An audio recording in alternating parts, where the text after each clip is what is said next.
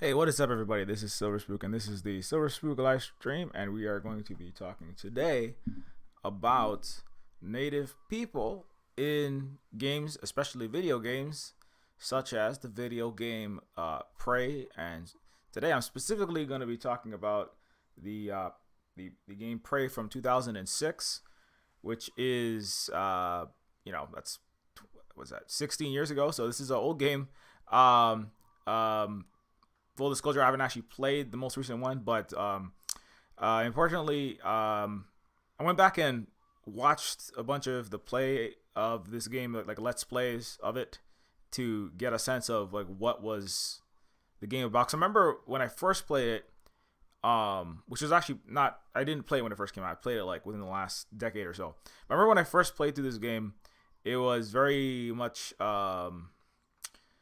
it's a first-person shooter game. It's a game that is kind of like Doom or Half-Life and Quake. And Doom is also, speaking of natives in games, Doom is literally one of the main two co-founders of the entire FPS genre of video games was John Romero, which you probably know if you follow me. Is John Romero is a Yaqui, Cherokee, and Mexican indigenous person who's directly involved in a lot of actions and cultural and decolonial in a lot of ways events and organizations in his own communities, but also is a game developer. So the entire first-person shooter genre actually owes a lot to indigenous, particularly indigenous people of Turtle Island, or the Native Americans, Native peoples in Canada.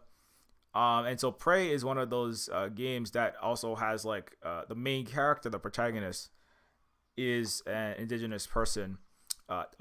Tommy, who is a Cherokee, that's the person in the picture here, is a Cherokee ex-U.S. military fighter, and the protagonist, does a lot of the running and gunning in the classic, shoot 'em up first person genre, like Doom, like your Quake, like your I don't know what are the other games like that are more recent. Your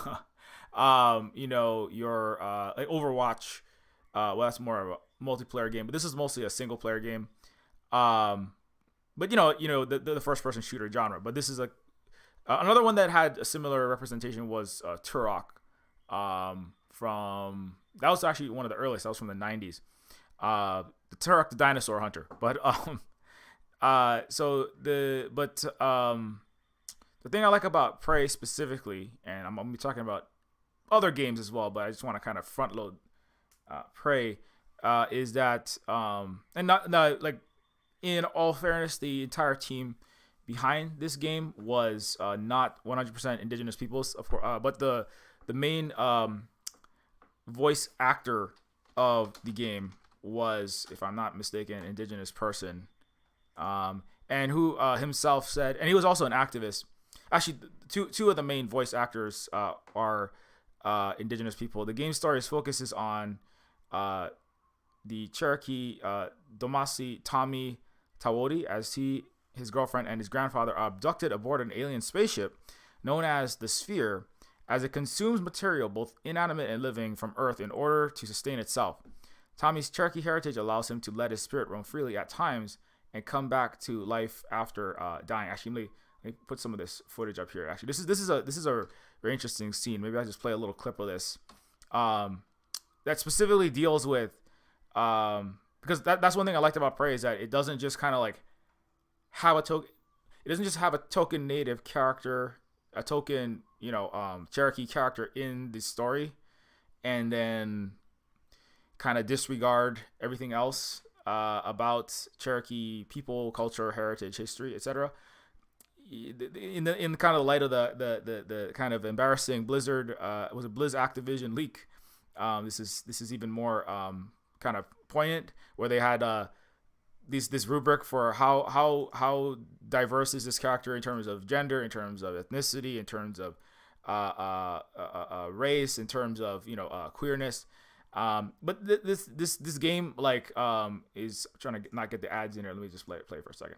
This game is I like Prey a lot because it has the input from the indigenous people that were involved was like listened to.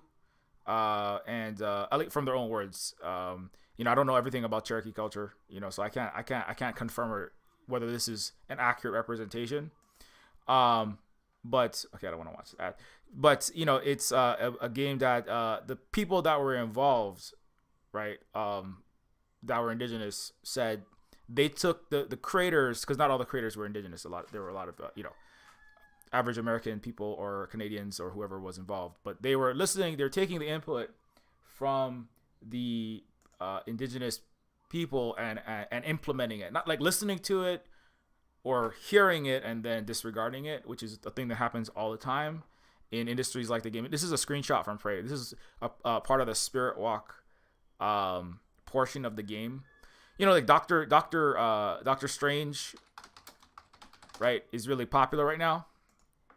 But one thing that Doctor Strange and a lot of the magic and the concepts that go into the multiverse of madness, Doctor Strange and his astral projection, right? A lot of these are like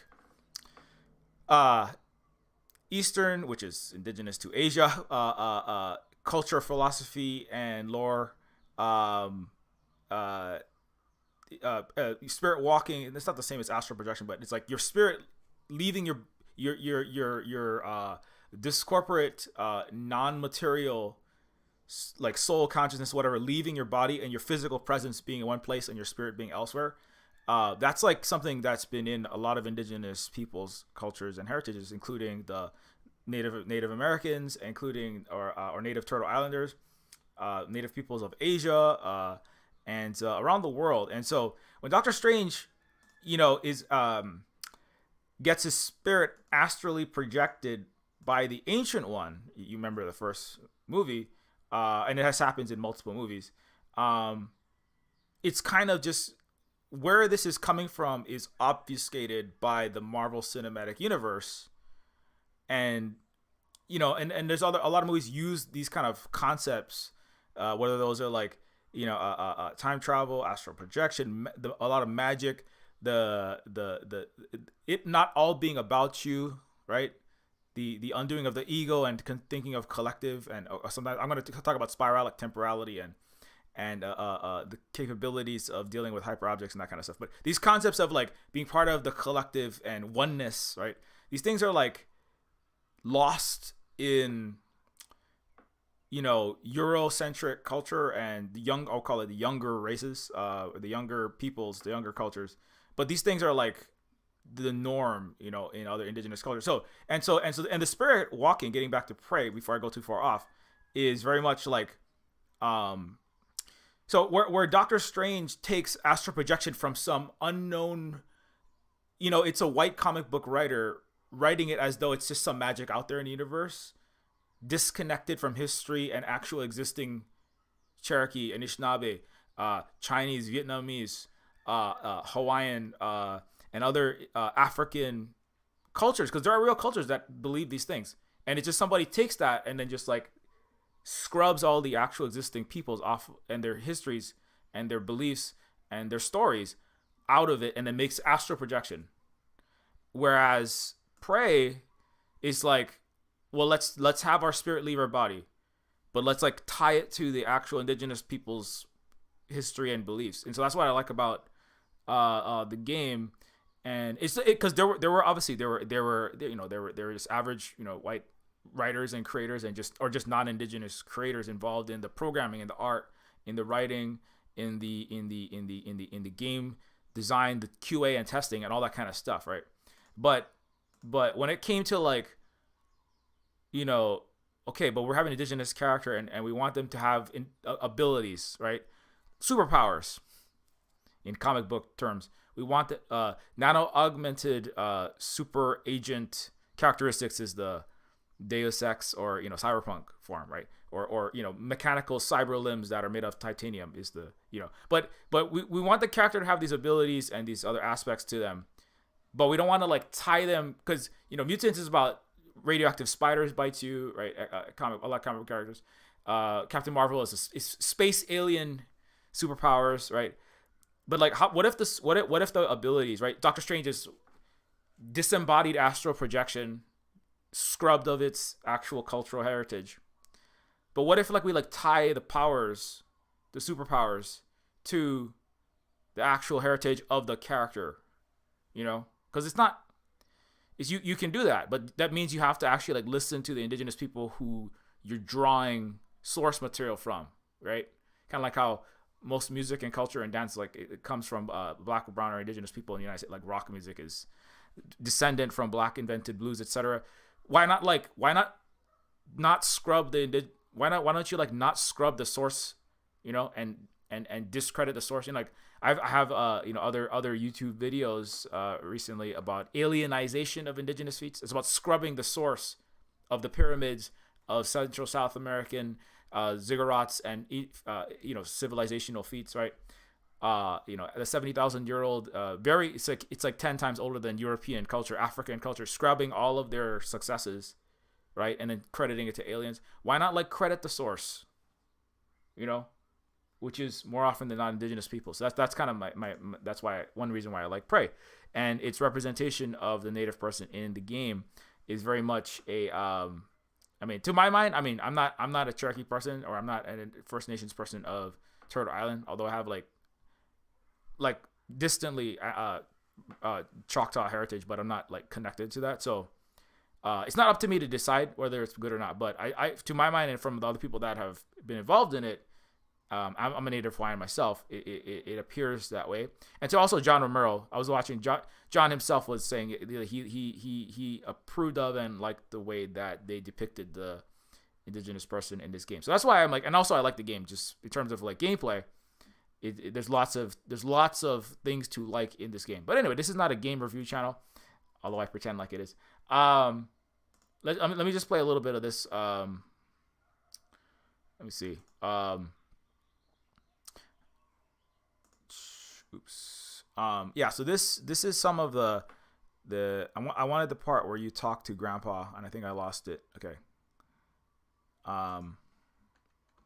Okay. So I'm just gonna play a little bit of this because it's actually very interesting and important to the point that I'm talking about. This is where you're speaking in the middle of the game, right? As I described, you have alien abduction. It's this very sci-fi game, right? There's like Doom, you're in space, you're fighting aliens, but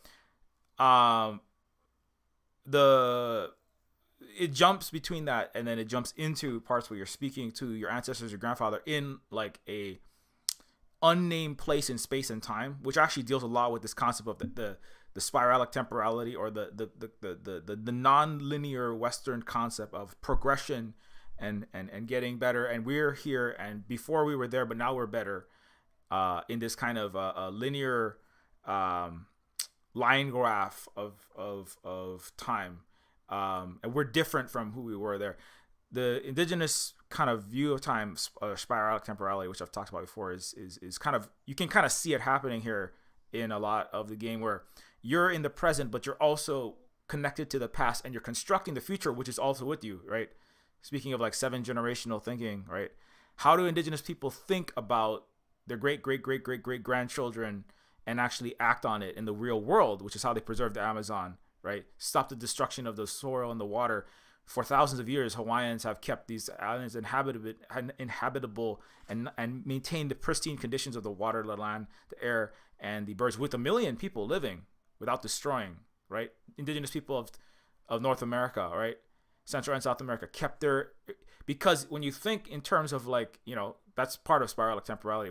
The time as a circle, and you are there part of and with your ancestors 7 generations and 70 generations, really, when you think about it, past, and then 7 generations in the future, then you're not centering yourself, which is, okay, that's another part of Doctor Strange that's stolen from indigenous people, that's not credited, right? That's the lesson that he learns at the end, is it's not all about you, the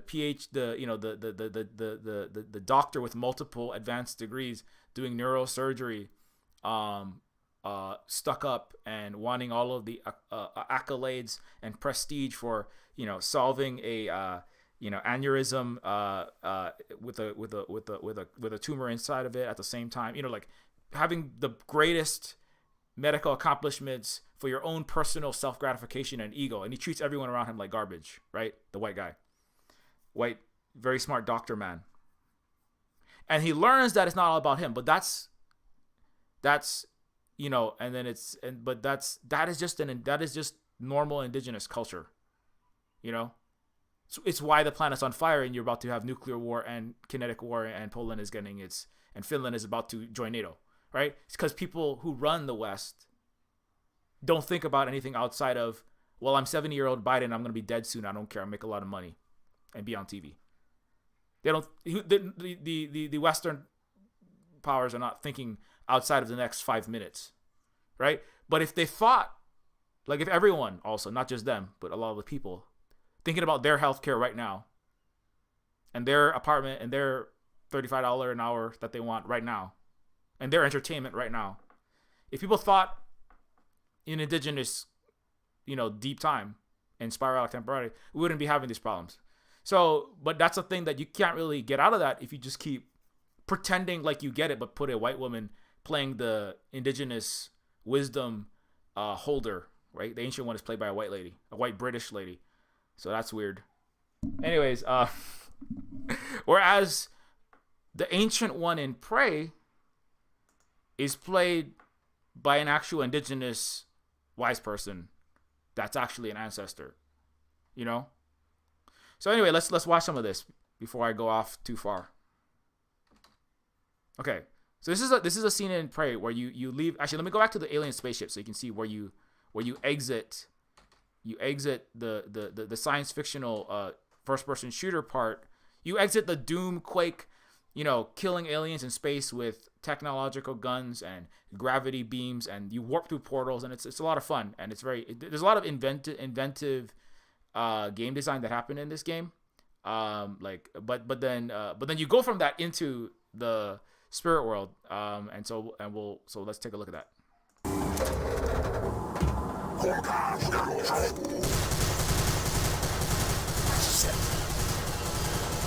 This is where you're fighting. It is time to let go of the mortal world, Tommy. Time to become a part of the sacred fire. Let go now.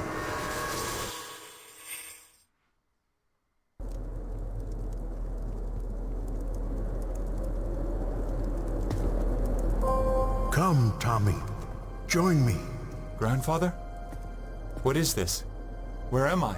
And you see that that eagle there, or the I said eagle or owl, I can't remember, but that specific bird is kind of a Talon is a spirit that helps you by like landing in the game on like important objects. Like if you have to get to a certain control panel to open a door, the spirit bird will actually like help you, guide you in the middle of the game. So it like, which kind of like harkens back to just looking at that, it's kind of like how for indigenous peoples the land is your ancestor and your great grandmother, right? And the animals are your elder siblings or your parents. They're older and wiser than you. This is in breeding sweetgrass. This is part of Hawaiian culture as a native Hawaiian, and it's also part of indigenous Turtle Island cultures, many of them, right? So the animal actually knows more than you, right? In a Western conception of reality, in their cosmology, the people are central and they subdue as they see fit the birds of the air and the fish of the sea and all of the beasts that run and all of the things that crawl in the mud. We are here to subdue this land and its animals and its plants for our need, for whatever we want. We have dominion, right? The word dominion, coming from domination. But the animals here, the animals from an indigenous perspective, are wiser and older. They've been in existence longer. They understand this. They understand, for us, the Aina and the world in which we exist in a web of a collective network that doesn't center you right now, your ego, right? Not only in space and in time with people and the 7 generations back and forth, but like millions of years back, all of the animals, and not just the sentient beings, but also the entire the planet itself, right? And so like that way of thinking is you can see it happening even in this game. And before I go too far, let's keep going with this scene. Alan will guide you. Talon? It can't be.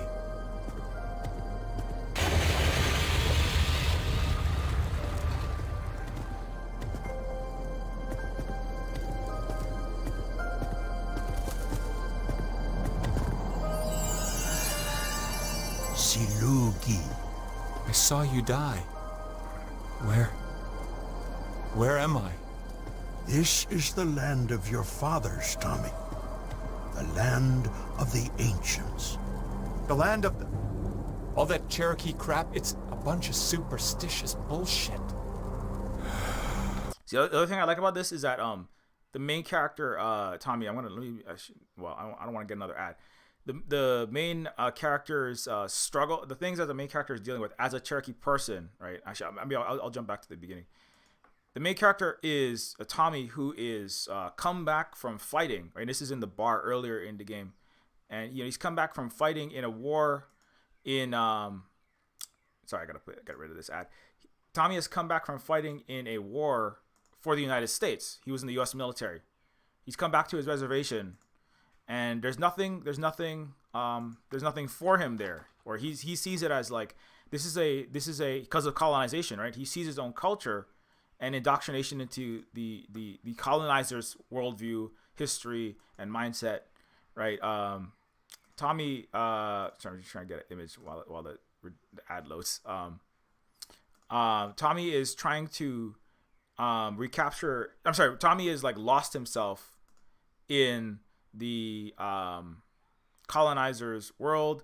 He disregards his culture. He says Cherokee is bullshit, still superstitious nonsense. This reservation is full of poverty and sadness. There's nothing to do here.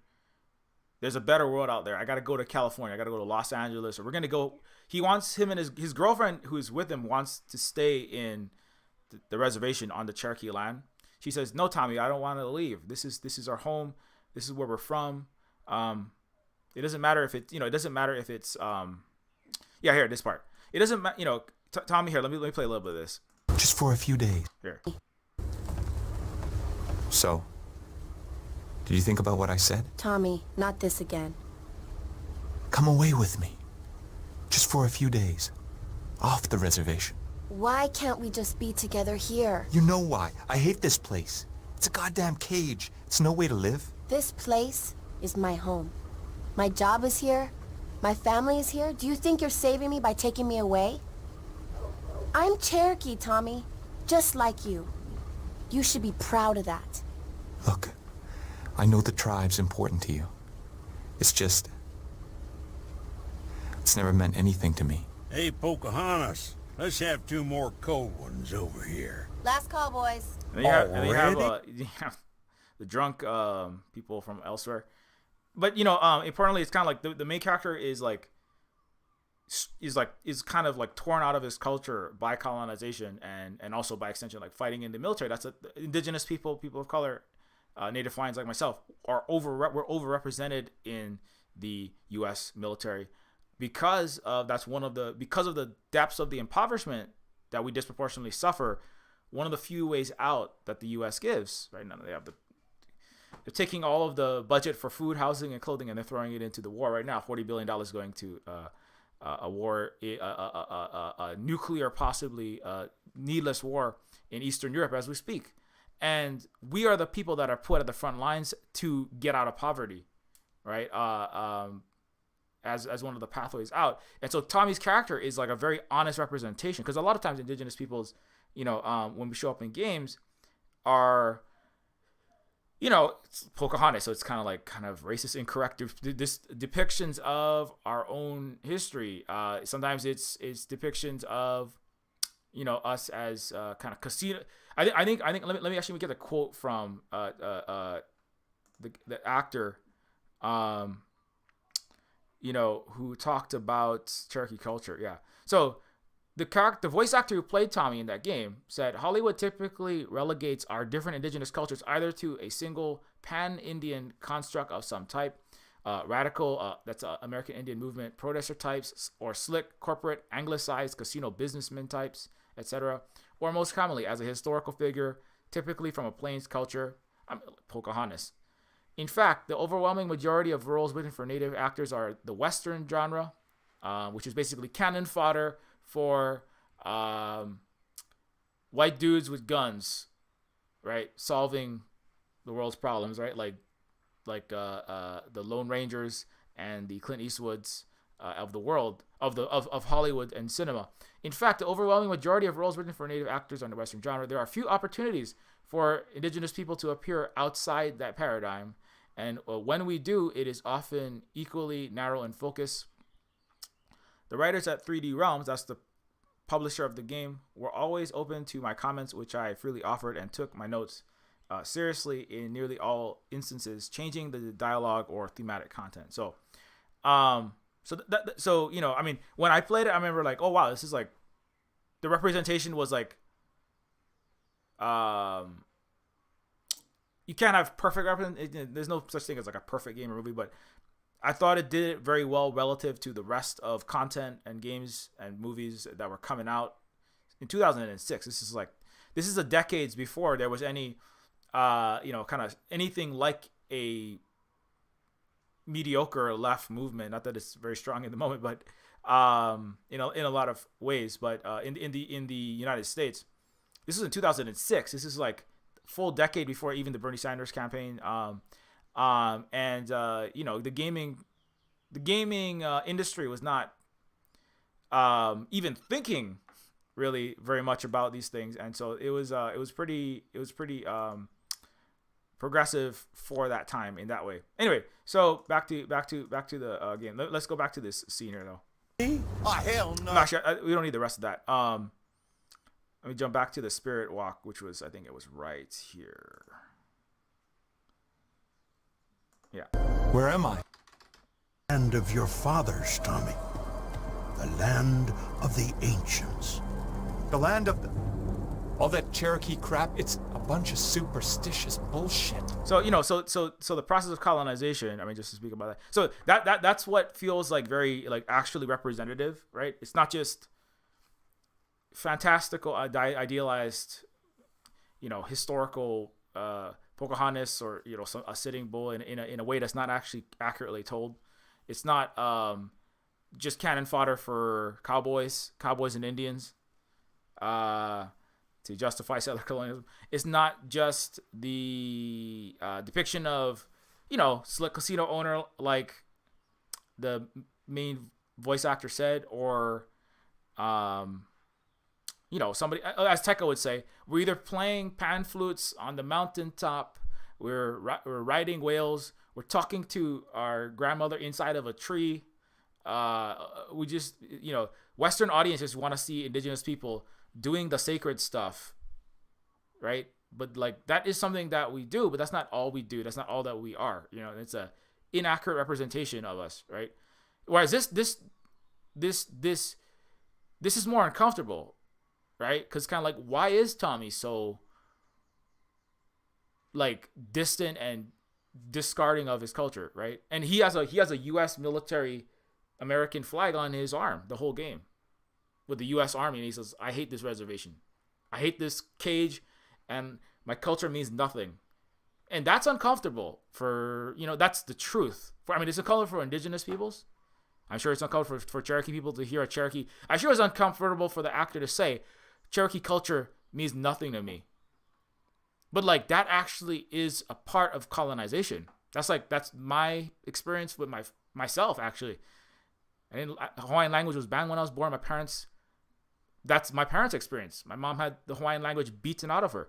Speaking of the boarding schools that we're just finding out now, Kamehameha schools, one of the biggest schools in Hawaii.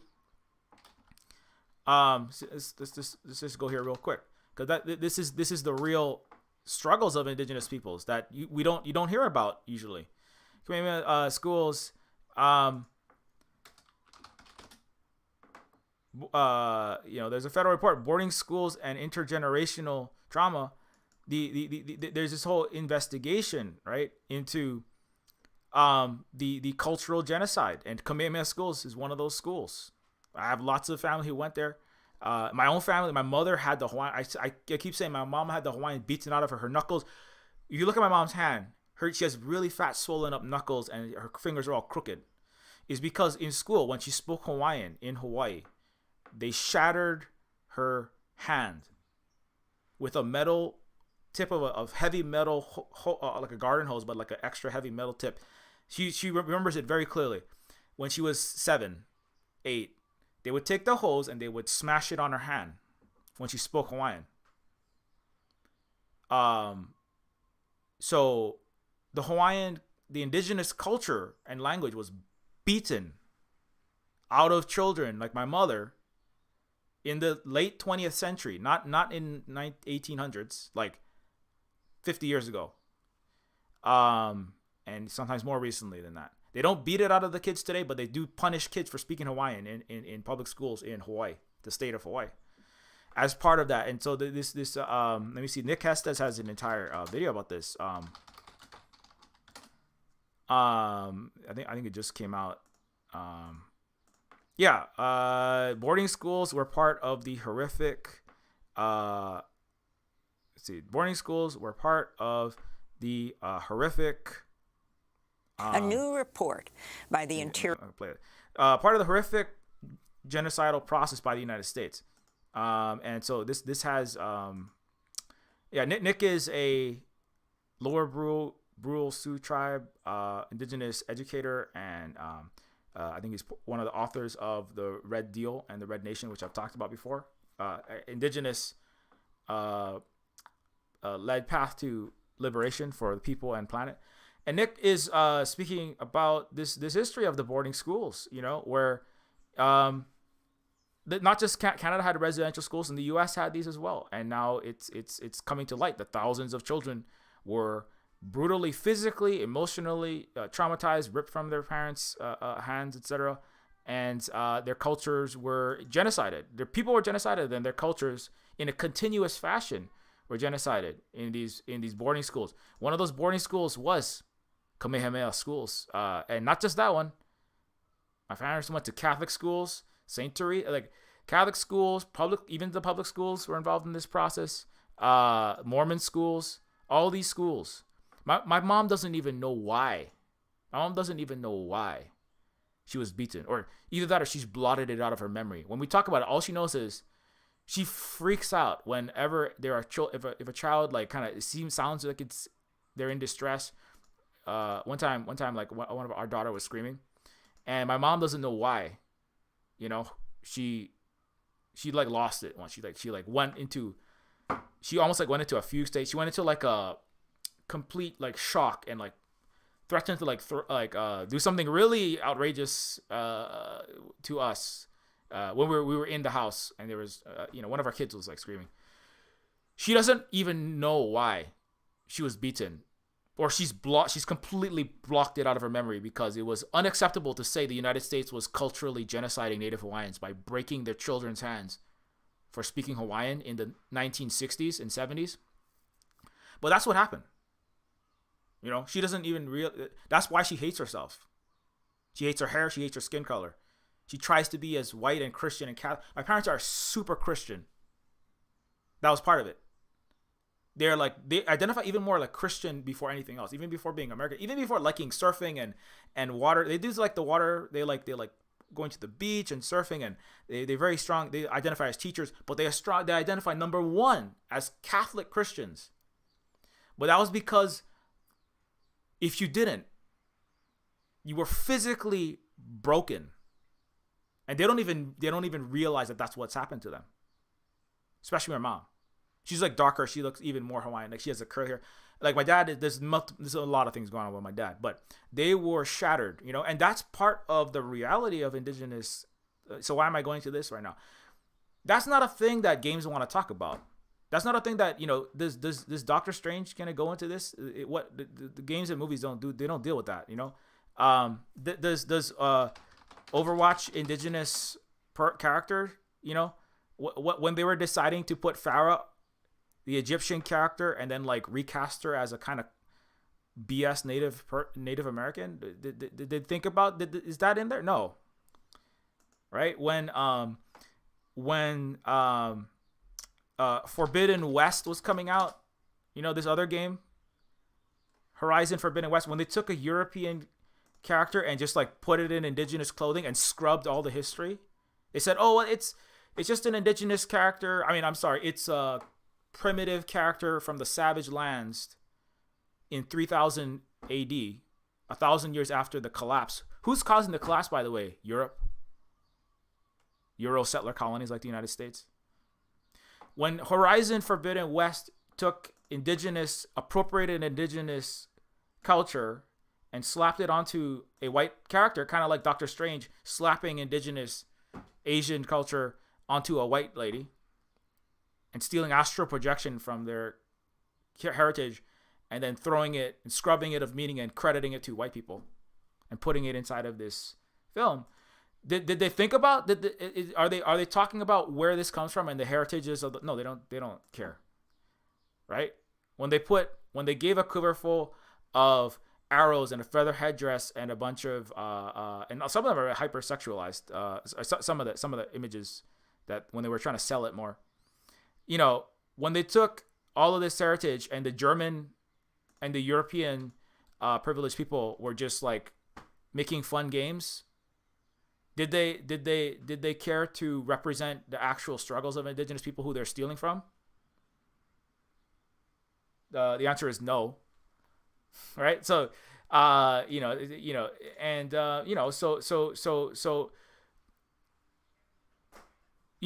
that's where you Prey. It's like Prey, and again, Prey is a game that's not even. It's not like an all indigenous team or something, right? But like when it came to like what are your struggles, like you as an indigenous person, right? Last June, when several hundred Native children's graves were found in Canada, but where are the headlines now about all the the surveys that a lot of these First Nations are doing at these sites, and the numbers are in the thousands right now, but it's not making headlines, and so I think it's so again, right? Where is the So I mean, these things that he's talking about, right? Those are the actual struggles. That's what it means to be indigenous. I have a whole thread about Neofeud in Hawaii. And the reason why I made Neofeud is because I don't feel represented by cyberpunk. I played a lot of cyberpunk and a lot of science fiction games and read a lot of the books, but I'm like, where is the story of being erased? Where's the story of of trying to survive the apocalypse, which was colonization that happened 500 years ago? The dystopia isn't somewhere in a distant future where things get bad. Things were bad for the last 500 years. So where is that in your game? Right? Where is that story? Where is the story when you're stealing from us? You don't find it, right? But where Prey is like, at least they tried to listen to so Cherokee actor Michael Greyeyes is the actor, this is the actual actor who played Tommy, right? So they said Michael Greyeyes, right? Michael Greyeyes, indigenous, he's actually Plains Cree, but I can't say that all cultures are the same, but they are related and they have similar struggles and they have similar histories. But hey, Michael Greyeyes, indigenous actor, dancer, choreographer, and director. What do you think? What do you think? You also played Crazy Horse in the television film Crazy Horse. But I think this is one of the movies that he would say, hey, you know what, Crazy Horse. I don't remember a lot about this specific movie, but I think he's talking about like we can play some historical figures in a story that's written for American audiences, but rarely do we get roles where the indigenous input is like really is really taken seriously and implemented, right? And so, Michael Greyeyes, what do you think about the main character, right? What do you think about Tommy from the science fiction Doom-like first-person shooter game with space aliens fighting that are abducting they're taking up all of the planet's like bars and people and animals and plants and sucking it up into this spaceship. It's kind of like it's like war. Has a lot of War of the World. Prey the game has a lot of War of the Worlds energy, but instead of like alien abduction is alien stories. Like I have entire streams about this, or how alien stories are in science fiction are Western barbarism, or I call it the young unhealed descendants of Aquila and Roman trauma, right? It's about colonizer, capitalist, imperialist colonizers who suck and crush their own people and the world, and they eat the world and other people's cultures and countries, like I just, showed you with Doctor Strange and with Horizon Forbidden West culturally, but they also eat entire countries like Global South getting sucked of $450 trillion, right? From Africa, Asia, the Pacific, and Turtle Island into Europe, right? That's the whole colonial era, right? So aliens are about, what if a more powerful race, that came to Earth, well, like the day the Earth stood still, well, obviously they're just gonna, find out they'll probably they might just kill us all unless we can prove that we have some possibility of being good. I mean, you should have listened to the people that are capable of not slaughtering, killing, and actually being good, which are indigenous people. Or, Starship Troopers, they're just going to slaughter us all. We have to win this great war against the space alien bugs, right? Shooting balls of plasma thousands of miles into the atmosphere and blowing up our F-35s. I'm sorry, our starships. We have to fight the aliens. The aliens are War of the Worlds, right? In War of the Worlds in science fiction, the aliens are coming to Earth, and they are here to, what are they here to do, right? Extraterrestrials with immense intelligence and no compassion. As man dominated the world without doubt. No, that's universalization of the European experience. Domination, right? Like I said earlier, right? Domination. That's not, when you say man, well, number one, it's patriarchal. Number two, you're universalizing 1/10 of the world's population in Europe to the rest of the world. So that's not fair. But let's go with this plot. As man dominated the world without doubt, much in the way microorganisms swarm in a drop of water, these beings plotted to take it all from us. That's the opening narration of War of the World. That's not just Steven Spielberg. That's one of the most well-loved and well-known science fiction stories of all time in the West. Divorce Longshoreman Ray Fair works as a crane operator. Anyway, so what am I getting at here? So War of the Worlds, right, is a story of what if these massive tripodal war machines coming down from space as immense intelligences who must not have compassion, right? Who must not have compassion come to Earth. What will they do to us? Well, so what War of the Worlds posits is that what these super intelligent aliens they're more advanced than us they will totally dominate us. The way we have totally dominated the Native Americans, the way that we have totally dominated Africa, the way that we have totally dominated Asia. I say had, because that's ending in the multipolar world with the new Silk Roads being reconstructed. But all Western science fiction is wrapped up in that concept. It cannot not be. You can't even make a story that's like even consumable to most Western audiences unless it has some kind of extreme conflict in that sort of way. Until like very recently, I would argue like it's any win-win cooperation is being scrubbed from the minds of everyone by the oligarchies that run the system, that are buying all of the social media and literally just thought policing everything that you think. You can't say almost anything about, especially having to do with the war in Europe right now. You can't even say anything honest anymore. Or you're a foreign agent, right? You're a stooge of the Kremlin. So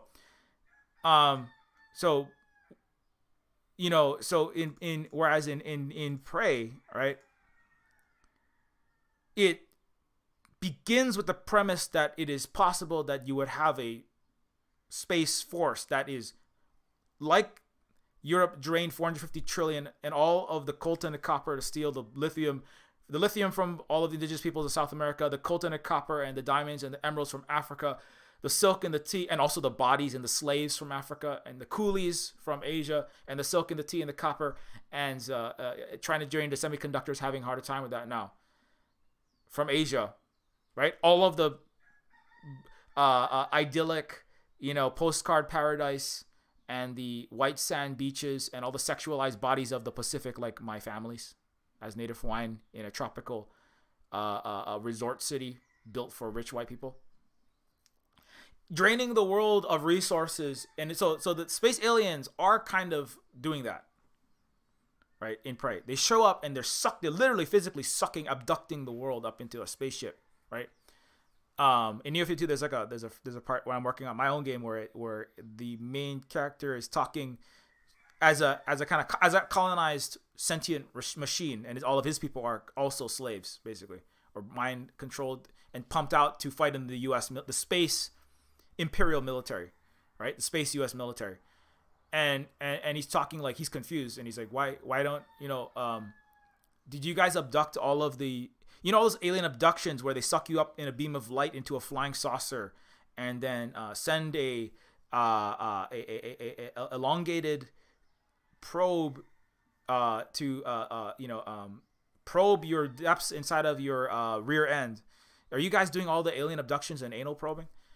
And they're like, no, we're not all doing anal probing. The reason why all of the Eutropian are like the descendants of the European Earthlings and the Euro settler colonizers. The reason why all of your stories on Earth center around Roswell alien abductions and then forced sexual violation is because of patriarchal queerphobic Euroculture and a projection of their own dominational, right, and rape as a form of direct sexual domination and control of another's body without consent.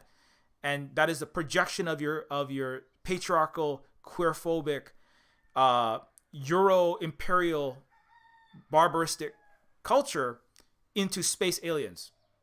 That's why aliens are always doing that, is because and simultaneously you're actually gay inside, but you can't say that. You actually, maybe that's something that you want, but it's kind of like all the people who are outing all of their disgusting, racist, things that they want to watch on the Pornhub and other places when they talk about women's bodies. Imagine 5 giant black men on your wife. We need this. We need Roe v. Wade because of that. Wait. What? Why do you have to bring that? Why do you have to bring this racist, dark people are coming to rape the women into it? But part of that is, number 1, racism. Number 2, sexism. Number 3, right? It's projecting everything that you're watching on your downtime, in your folder that's like NSFW, right? And so similarly, the nightmares and the fantasies of Western science fiction reflects its own guilty conscience, right? Like everything it projects into China is what it's doing to the world, right? Causing COVID, increasing cases, forced IUD insertion. That's what Canada specifically is doing to genocide Indigenous people. It forces into 9-year-old girls, Indigenous girls. The Canadian government inserts birth control into them so that they don't have any more Indigenous children. They project that into Uyghurs, what China's doing there, right? So similarly, they project it into space. And so, anyway, I'm off the topic though. So Prey takes that and it says, well, yeah, but also that's always happened to us as Indigenous people. We're having our culture, we're having our culture sucked dry by giant Western game companies. We're having our children all being stolen still to this day. In Hawaii, my mom was beaten for speaking Hawaiian, and still to this day, we're being poisoned to death. As our aquifer is still being poisoned as we speak. More fuel is spilling. Every day it gets worse. The plume is spreading. Soon the entire island of Oahu won't have any clean drinking water. Nobody cares. They're just burying their story. That's all they're doing. The military is literally doing nothing. Since they banned the language, right? They physically were breaking children's hands in the 1970s in Hawaii for speaking Hawaiian. Today they still punish children for speaking Hawaiian, right? So the experience of having all of your this is not, again, like the dystopia, like cyberpunk dystopia is a white fear, projected into the future. Like Don't Look Up. What if things get bad, right? For indigenous people, it's like things have always been. What are you talking about? Things have always been bad, right? Things have always been bad, right? What if aliens come and take our culture and ban our European English and French languages and make us all slaves? Well, that's what you're doing right now to us. White people, Europeans, United States, Canada, right? That's what you're doing now to Africa.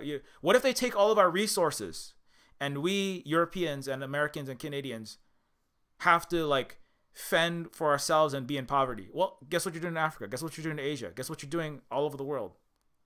What if they start terrible wars? What if aliens bomb our cities? Hey, you ever seen Libya? Have you seen Afghanistan and Iraq? What if we have to flee our homes in London and Paris and New York and a suburb in Virginia and Michigan? Hey, the Trail of Tears never ended. Look at the Trail of Tears, and you can't even get on the trail if you're black in Ukraine. The trails of refugees. Who are the people that are actually forced to leave their lands? Most Hawaiians can't even afford to live in Hawaii, even if we wanted to. Where's that story? Where's that story? There's no story. You can't tell that story because white people don't want to hear it. So, but Prey is so in that sense, it's like, it's amazingly, like that's not the whole story. I mean, a lot of it is kind of like the candy coated shell is the first person shooter gameplay that keeps you there, right? People are not there for education on the actual history of the world. That's what indigenous history is, right? The West doesn't have any education in history, politics, economics, or anything that matters. They're not there for that part. The audience is there to shoot some space aliens, get some power-ups, find some gold, blue, and red keys, like in Doom, and open up the doors and have a fun experience. Watch some heads explode when I shoot an RPG at it in 4K resolution. That's what the audience is there for. And that's fine. That's what I was there for, certainly. And then I found out, holy shit, there's other things going on. But importantly, getting back to this though, so I'm trying to find that video. I want to move forward with a little bit more of the video of Prey. Yeah, let's watch a little bit more.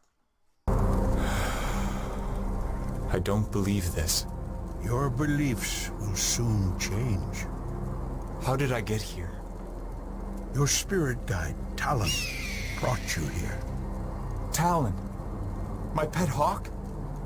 He's been dead since I was a boy. All your life you have rejected the ways of your ancestors. Now you must embrace your heritage if you are to survive. I don't have time for this. Jen's in trouble. I've got to find her. You must learn the old medicine, Tommy. It is the only way. Let me show you.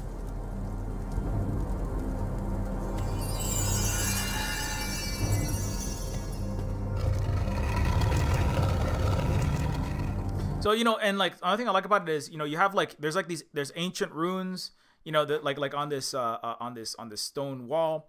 I've been talking a lot about this the mysticization of and the scrubbing and then like mystical ancient powers coming, to Earth in the pyramids, right?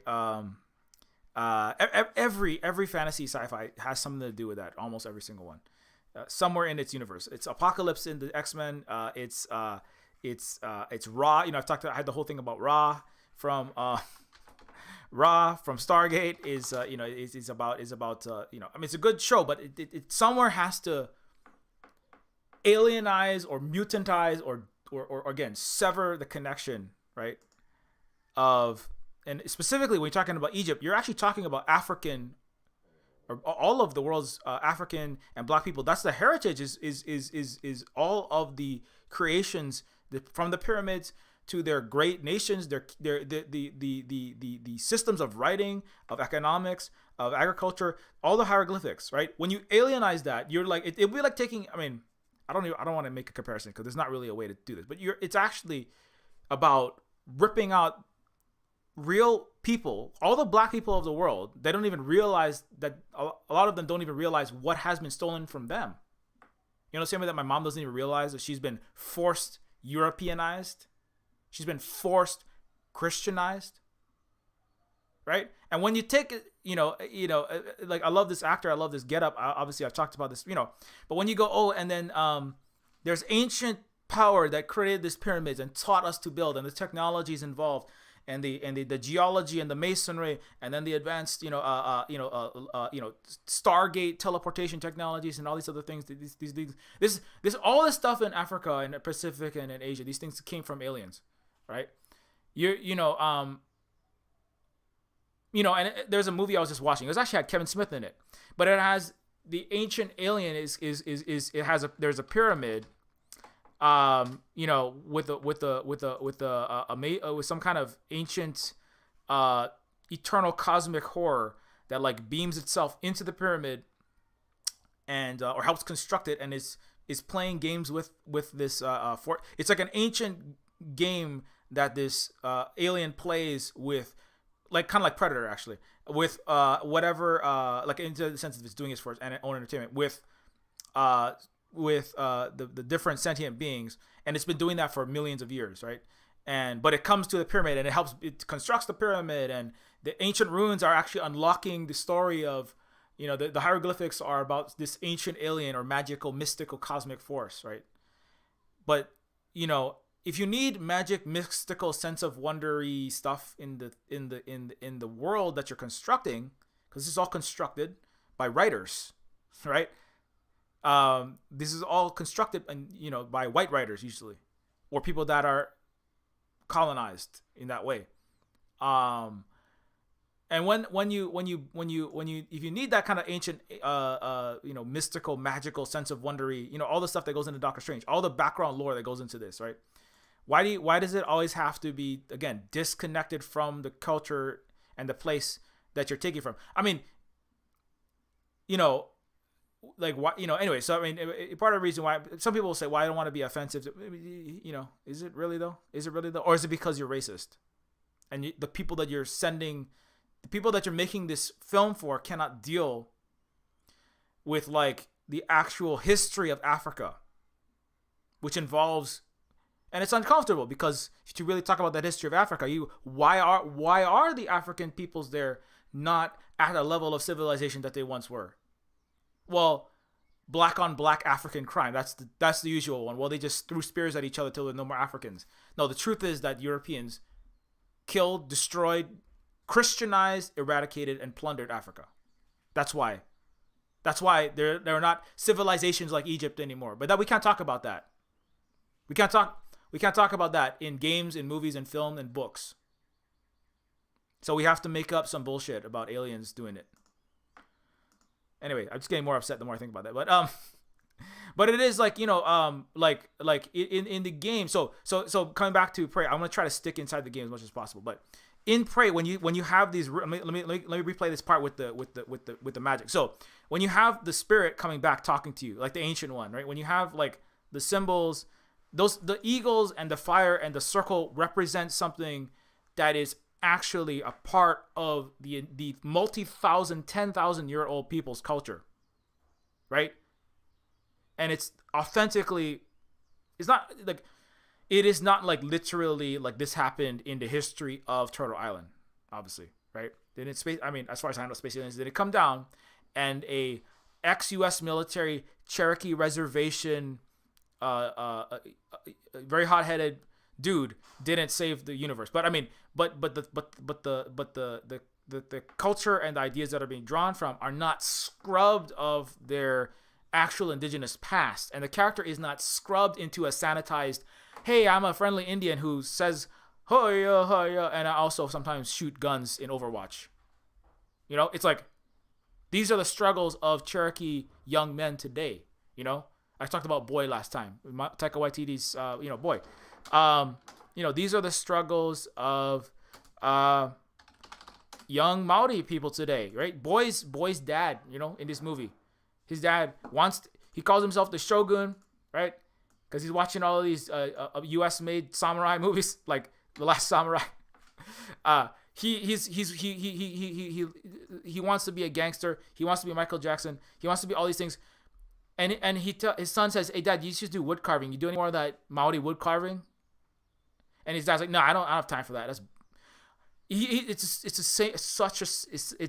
that's why, and boy is written and directed by an indigenous person, Taika Waititi. He's like, no, I don't have time for wood carving. I got important things to do, like ripping off a bank and trying to make money and buy a mansion and have dolphins in Los Angeles. That's like literally that's what his dad. I gotta get out of here and go to a good place. And this is a movie made in 2010, and Prey is a game made in 2006. 10,000 miles away in in Aotearoa, right, in New Zealand, right, Aotearoa / New Zealand, and Prey is made in the U.S. and it has a Cherokee character, right. The struggle is the same because colonization has done the same thing, and so that's what. So I mean, anyway, so I'm bringing that up because that's the same kind of Reservation Dogs is like the Reservation Dogs, also directed by Taika with indigenous Sterling Harjo, director and also member of the Indigenous Environmental Network, Dallas Goldtooth. These struggles are the same all over, not the same, but they all rhyme around the world. They basically are the same in the ways that matter. All everywhere. It's important for indigenous, if you are an indigenous person, or if you are, even if you're not, I mean, if you have African, Asian, Pacific Islander, or Turtle Island descent, it's important for us to know that, because the colonizer wants you to feel alone. Like, you're the only person in the world that experienced it. That's why I had the alt-goth PLC panel, because I thought I was the only alt-goth person in the world. No, I thought I was the only, we had that point because I thought I'm the only person that has this experience of listening to Smashing Pumpkins, being weirdly isolated and being a non-white person, but then also kind of like feeling like I'm gonna be I'm gonna dress like Billy Corgan and get into goth stuff and listen to Nine Inch Nails and play Doom and I'm like, but because goth and alt is a white thing, but then almost everybody on the panel is like, no, I'm a person of color. I'm like Hispanic. I'm black. I'm Black Chicano. I'm Pacific Palauan. I'm indigenous from Aotearoa. And I'm a person of color who's also an alt goth. And I was like, holy shit, wait, actually this experience is so similar. And I just had that like a month ago. So that was scrubbed from my mind. And they don't want us to know. They don't want us to know. And when I say us, I mean the majority of planet Earth that's not Euro descendant. And not just Euro descendant. In culturally a colonizer mentality within the made up concept of whiteness, a lot of it in the settler colonies. They don't want us to know, because if we know, then that makes it difficult for them to continue this process. And it's not really bad for the most people that are of Euro descent. It would help them to not have perpetual war actually in the longer run, destroying their own planet, right? Everybody join NATO and let's shoot nukes, right? Everybody be selfish consumers, plunder the world and hyper consume and then burn it with climate change, right? It would, as opposed to what we do, which is what? Preserve nature, care about the earth and the relative plants and animals and other peoples and other nations and other relatives, right? It would benefit all, even the environment scientists from Europe know this. American, Canadian, and European climate scientists know. They know this. They can't say it because their entire structure of academia, business, and government in the West is completely operated for and by the most barbaristic. That's why I call it Western barbarism, right? Because you can't even say the truth or you will be dominated, right? That's why climate scientists are like dying in the streets, being killed by their own police in Europe and the United States.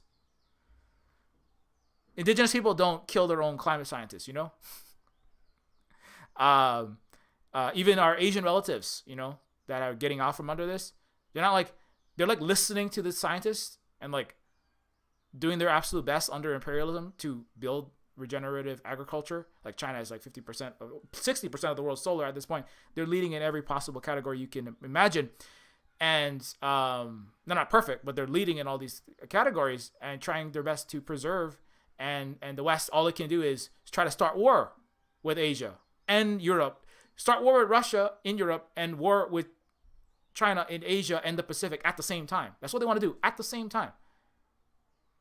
So it benefits everyone for if there are, you know, if we remember who we are as indigenous peoples, as the oldest peoples of the earth. We're not perfect people, but our ways are important and necessary and vital for everyone and the planet itself, for the Ainut and everyone, right?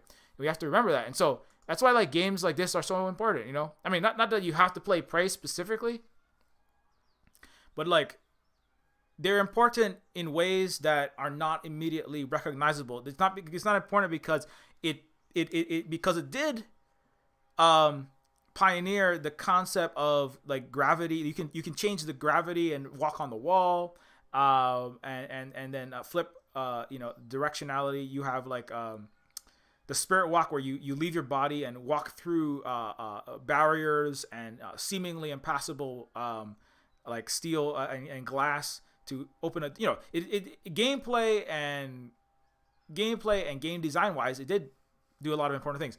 But even more important than that is the way as an example, right? As a example of like what you can do to not scrub again and erase and obfuscate and obliterate the heritage of 90% of the earth from your content. Phrase important. Anyways, but let me watch some more video. Oh. So now, and so that's what. So before I got off on the tangent number 7 is so the runes that you're seeing are like actually important, or the symbols and the ancient mystical symbols that you're seeing that has to be part of a game. Like Indiana Jones and the Lost Ark, oh, look at this ancient ark with mystical powers in it coming from some demonic force. Cthulhu is coming from aliens, the mystical, magical part that is interesting because of that, that explain the pick of destiny, right?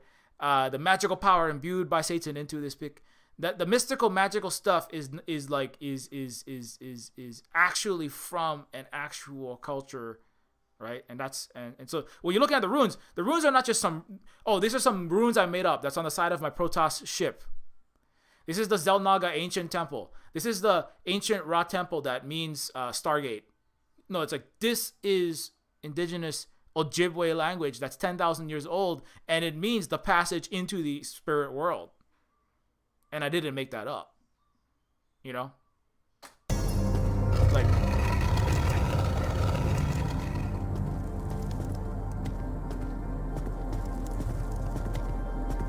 and you have like the paintings, the like all the art that is on the walls and stuff like that, like you're seeing here. That's all stuff that had input from the indigenous people. Again,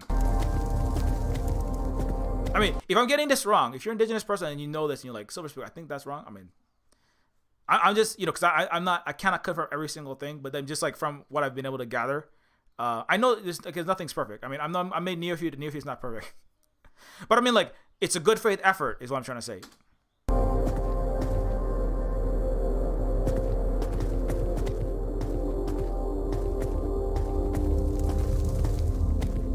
Beyond this door is a test.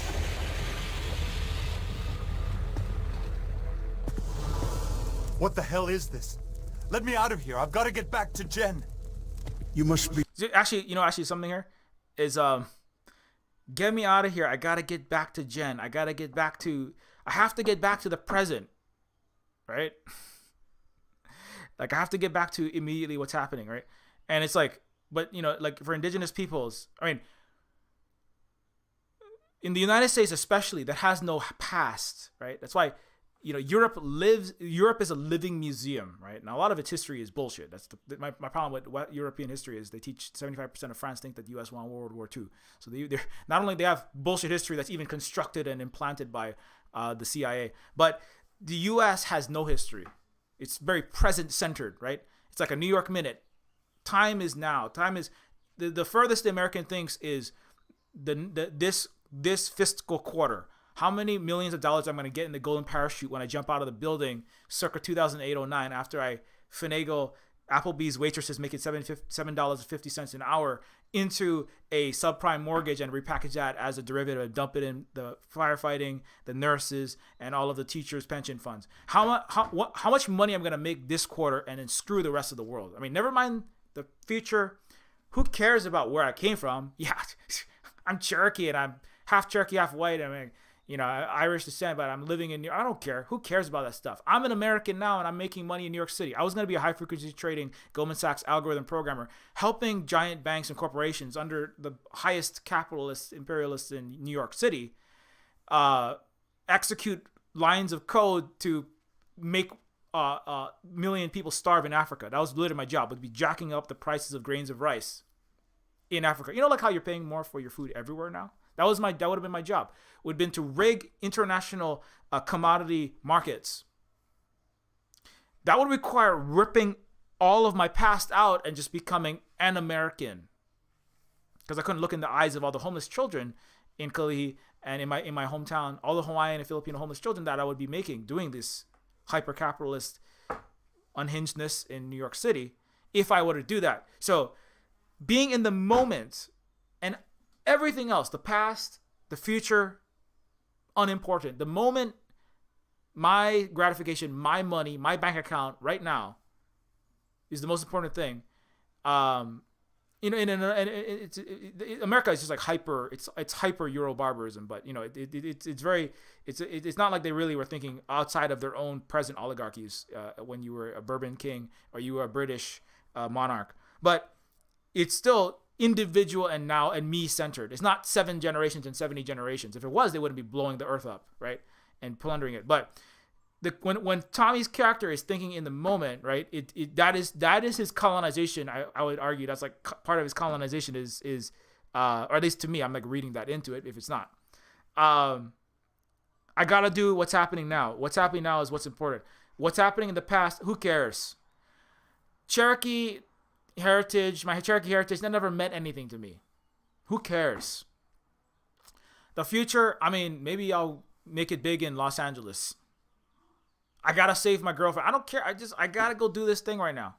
Not thinking about the future or the past, and not thinking about maybe the furthest American looks in the future is, a couple, 5 years, a decade. Like how big is my business gonna get? How many NFTs am I gonna sell? How much crypto and Bitcoin trillions am I gonna make? How much? That's about all the future that they think about. They don't think about the actual future and the actual children's future. They think about maybe their children's future, but not really. They don't really care about their children. Otherwise, they wouldn't leave them at home with the Hispanic maid that they afford with all of the billions of dollars they spent making war in the Middle East. If they cared about the future, they wouldn't be making wars in the Middle East or in Europe as we speak. Anyway. Believe in the old ways if you are to succeed. You must step outside your earthbound shell, Damasi. Let your spirit carry you where your body cannot pass, through the fire. Anyways, yeah, so now you actually do the spirit walk. Good. You may now return to your body. Also, I like how in the game, the actual the sacred ancient hieroglyphics, petroglyphs, runes, symbols, magic, all right. At least they say magic and technology are indistinguishable. Magic and technology are the same thing viewed through 2 different lenses in Doctor Strange. But I mean, they don't really find some actual magic from a culture. They just kind of rip everything off. But anyways, return to body. So I like how the runes kind of glow, and so it kind of identifies that you're in another you're in the kind of spirit astral plane, not the astral plane, but you're in your spirit walk. And then you can return to your body, right? So look at the way that he's even floating, Isn't that? I was like, that's like Doctor Strange. The way the sound, it kind of goes into this warping. I'm almost I'm like, dude, did you just or is that, did you just if I didn't know better, I mean, I don't think it is, but it's so similar to the way the astral plane is in Doctor Strange. And Prey came out in 2006.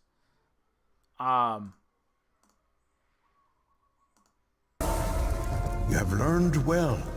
No mortal obstacle can stand in the path of your spirit. You become like chameleon who moves unseen, invisible. Okay, I've passed your little test. Send me back. First, you must master the bow. You must learn to fight. Oh, this part is interesting. Not a too. problem. The army taught me to kill, remember? The U.S. military taught me how to kill. I can use an AR-15. I can fire a tank round and blow up I can blow up an Iraqi hospital like that. I can shoot a Hellfire missile and blow up a bunch of preschools in Afghanistan. I have trained Saudi Arabian pilots to, hit school buses in Yemen. I can firebomb people in Palestine. I know how it's done because the U.S. military taught me how to kill. Remember, Grandpa? Remember? You fought in white man's wars, with white man's weapons. Now it is time to fight with your own. I mean, that's a line in this game. This is like a pretty big game from 2006. I'm like, that's some hot fighting words in 2006. Go to the spirit cave.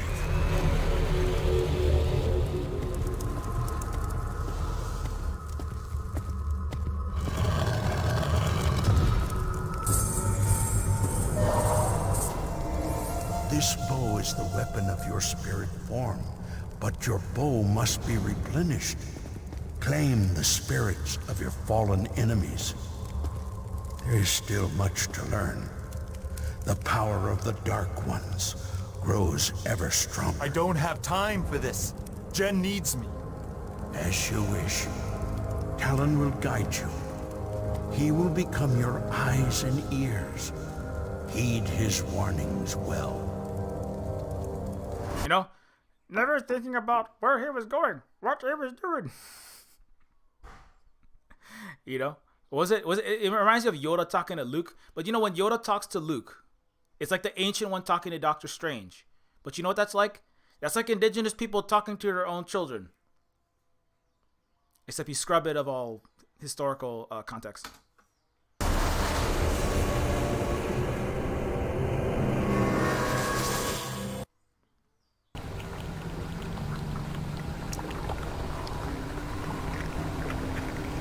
Anyways, so actually, I want to watch a little bit more. So now you're back in. Like in Half-Life, you have a crowbar. Well, in this case, it's a monkey wrench because that would be possibly copyright infringement lawsuit. So, but in the game Prey itself, it's a science fictional shooter. Half-Life, Doom, Quake, sort of FPS. There's creepy possessed bodies of humans that have been abducted into space by space aliens. Is it from nowhere? What? Who said that? It understands me. Curious.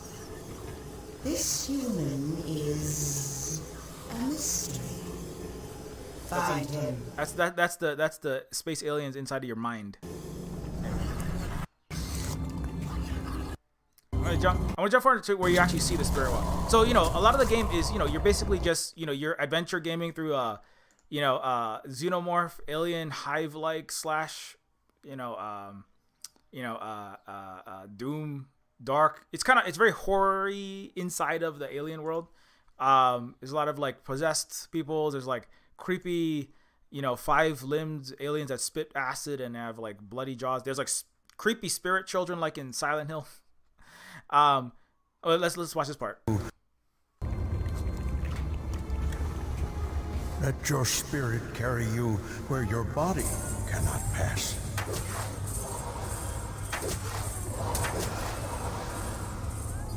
So you see, and so so the spirit walk. I mean, as gameplay wise, it pioneered things like being able to pass through barriers without. So you have to, it has kind of that's part of the puzzles of the game is you have to figure out when to do spirit walk to get through certain barriers and activate certain panels. And again, your talon, your animal, which is passed on, but is also still with you, helps to guide you through the game. So there's all these little things that are like incorporated into the gameplay itself, but that are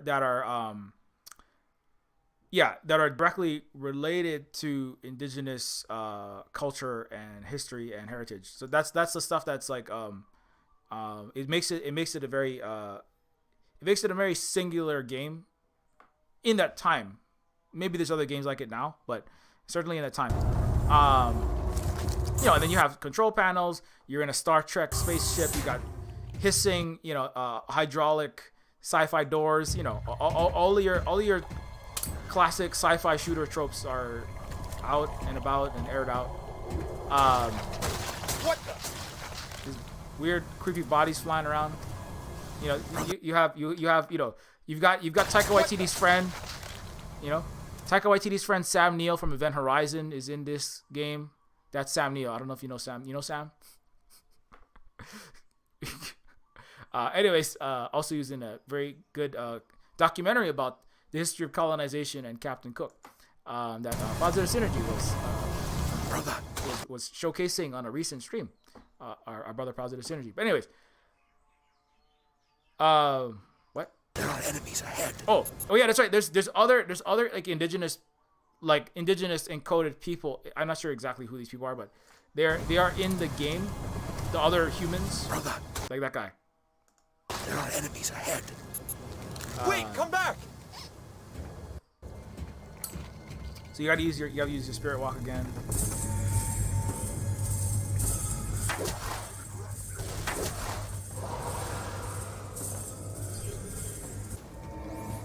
Anyways, so this goes on for a while. So I don't want to. This is not just about watching the gameplay, but if you do like FPS games, this is one. There was another later Prey that came out in the last 5 years. I have not played that one, so I can't really comment on that. But kind of back to the present. So when there are native people in the games, I mean, for me personally, and a lot of this stuff is stuff I've been thinking about, because I didn't, to be honest, I didn't really know how to do that in Neofeud 1. As part of my own colonization, it's like I didn't even realize I was colonized till I was like 25, or 20 something.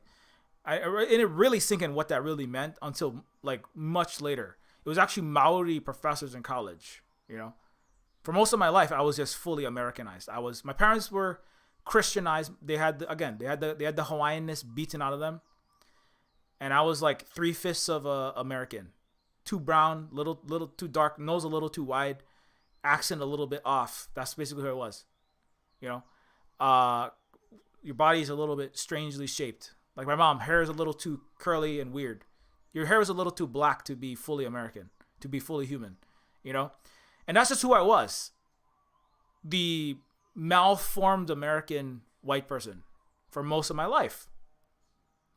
And so even that, figuring out how to do the stuff I try to do now in games, number one, it's hard because it's hard to find the audiences sometimes for these games that I'm not always sure who is gonna will people be able to enjoy the game, or will they be so suffering cognitive dissonance because they're where I was before, and that's a real struggle now. But I still feel like I have to make games that are, because it's who's the audience for this? Is this for the handful of decolonized people that don't have any money, that are all in leftist groups that are helping mutual aid people for housing, but they all need they're all kind of broke too, or is this for richer, whiter people that are living in a liberal or conservative Western viewpoint that have money to throw at me, But I want them to learn. I want them to learn if they can, and become better. Not to say better, but become more educated. But are they going to be able to play this game, or will they just get upset and be like, this is just a bunch of SJW, you're racist against white people video games, and then throw the game away, So that's like an ongoing struggle. But for Prey, I'm sure it is for other indigenous peoples. I know it is for other indigenous game devs. But for Prey, it's a game that somehow it got made. That's really cool. And if you haven't played it, I do recommend you can go. I think you can get it. It's like real cheap, I think. Actually, I played through it and I didn't think about it for a while. And now that I come back and think about it, I'm like, this game actually has a lot more going on than I even remembered at the time. It is, you can get it. It's $30. Wait. No, this is the wrong Prey. That's the new one.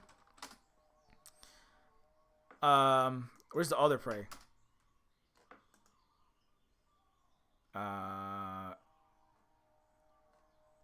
Wait. Prey 2006. I'm sorry. You can get the. Is it on Steam? Or am I just having difficulty finding it?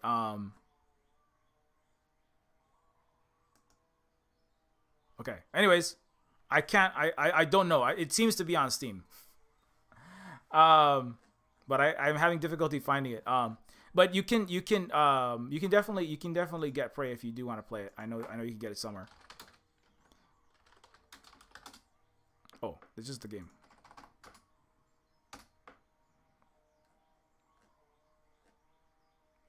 You can get it. You can get it there. I know that. Oh, can you get it? Oh, can you get it on Abandonware?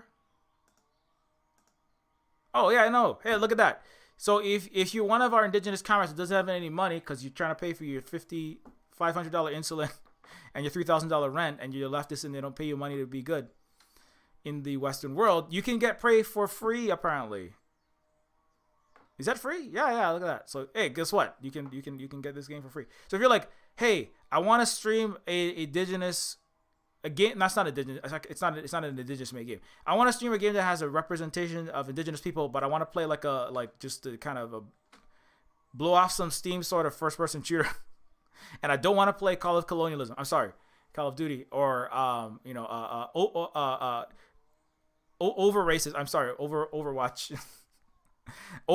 Over diversity. With my diversity, with my not my diversity, but my the Blizzard Activision. You don't want to play that game. You don't want to play. You don't have any money. You don't want to play. I don't know, something made by a bunch of chuds. Prey is a game that does have again, no, but I can't comment for Cherokee people because they had to make their own comments, right? And also they're not all gonna be unanimous on this, but I mean, to my mind, it was a game that had this is the part with the gravity walk. So it also had things like walking on walls and ceilings while you're moving around in the game, the spirit walks, and also the incorporation of all this indigenous heritage. So if you want a game that does all of those things and is also free. Oh, it also had portal, so you can pass through the like in Portal 2, you can pass through these gates and then you come out in other parts of the world. Come out, you go through a door, you go through a portal in front of you, and then you come out on the ceiling. So Prey also involved those things. So if you're into that kind of stuff, then this is one of those games. And I'm pretty sure John Romero approved of it. I think he was, because I'm talking about John is because I'm a weird John stan and I creep around and follow him everywhere he goes, like that Sting song. I'll be watching you. No, I'm just kidding. I'm not weird like that. But I'm weird, but not weird like that. John Romero has his own video channel on the tubes of you. Where is it? It's like the John Romero channel. I think it's like Romero Games. Is this it? Okay, wait, what? Romero Games. So someone else has a Romero channel that has more views and subscribers than his actual channel. So Romero Games is the channel that John has. If you don't know who John is, John basically invented the FPS genre, or is one of the originators, and you know who he is, right? I'm always talking about him. I'm on panels with him sometimes. But John has a whole channel called Romero Games Ltd, and he was talking about the history of first-person shooters with David Craddock. He has 2 episodes of Ask Romero Anything, and then he answers questions in his goth getup. You can. This is why I gotta get John. When we have the next. Sorry. But we need to optimize. We need to learn this. I'm trying to get his finger though. Super Nintendo. Put your hand up. There we go. I gotta get John on the next alt/goth PLC panel, because look at he's like got this metal as fuck hair. He's got the black nail polish. He's always got the black nail polish. John is an OG metalhead, and he's also indigenous. And he talks about how his hair is very important. The long hair, which was part of colonization, again, was the forced cutting off of the long hair of indigenous men. And that's part of why he has his long hair, but also it's just also metal. But anyway, John has a new channel called, and I was in one of these, I wasn't in it, but I was like, participating in the chat when they were asking their questions. And so that was really cool. Talking about Daikatana, which I'm going to go play that as well. Deus Ex, one of my favorite games of all time.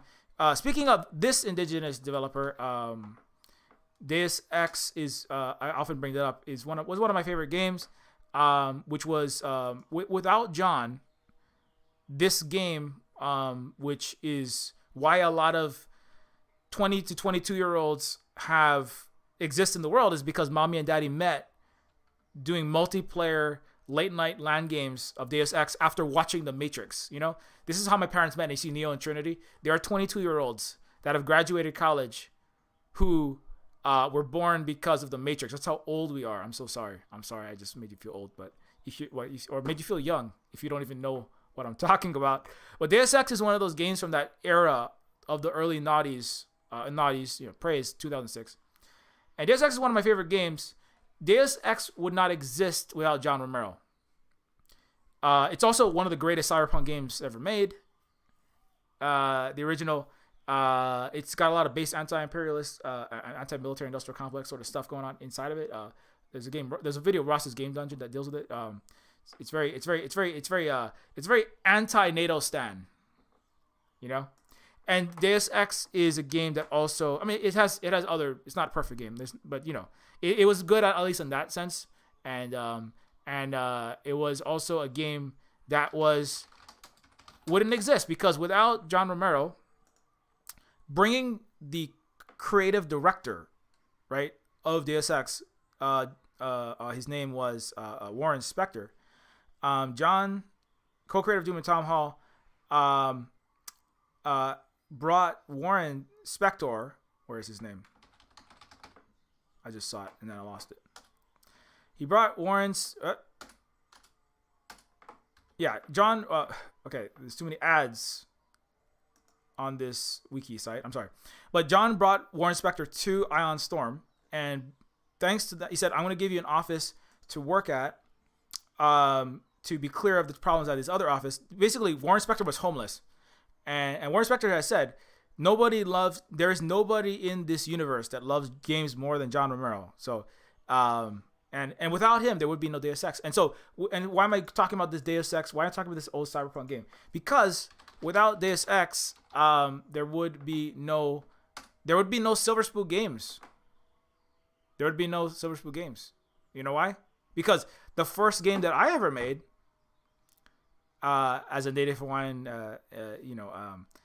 indigenous left game developer, was Terminus Machina, which was a mod for Deus Ex. So like this is before Neofeud existed. My flagship game, the magnum opus, it was Terminus Machina, which was because I love Deus Ex so much. I said I had been working for large game companies and smaller game companies.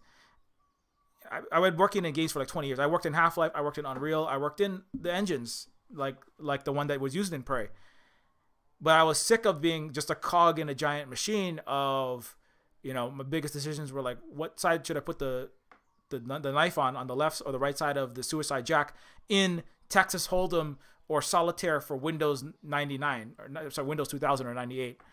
And making Flappy Bird clones and some crappy, equivalent of an idle clicker, or like, let's make a cheap phone mobile, what's the game everybody's playing now? League of Legends. Let's make League of Legends ripoff number 2056.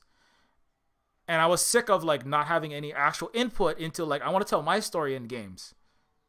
I don't want to just like reproduce another Western, RPG or just or card game or some nonsense, right?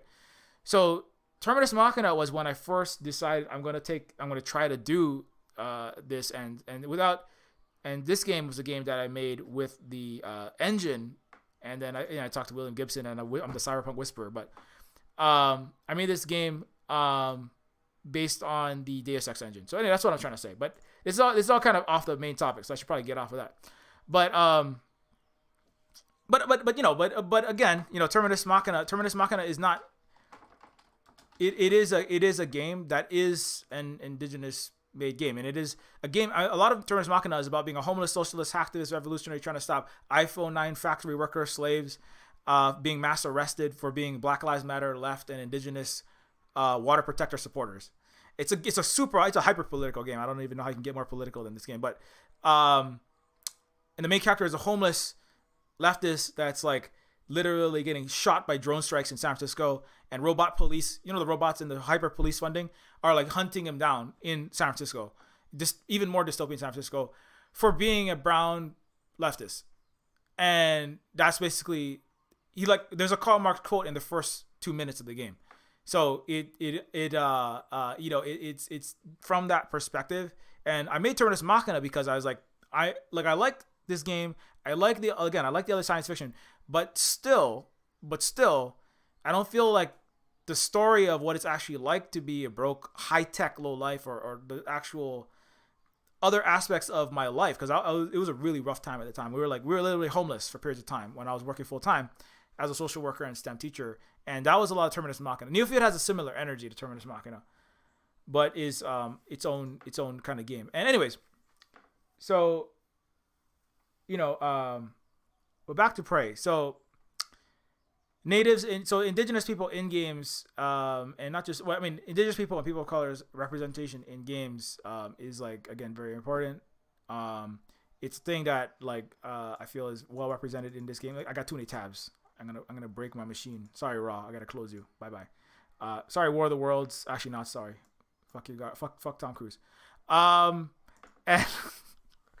but Prey is a game that is, and it's 12:41. I should get out of here soon. So I do recommend you check it out and play it. One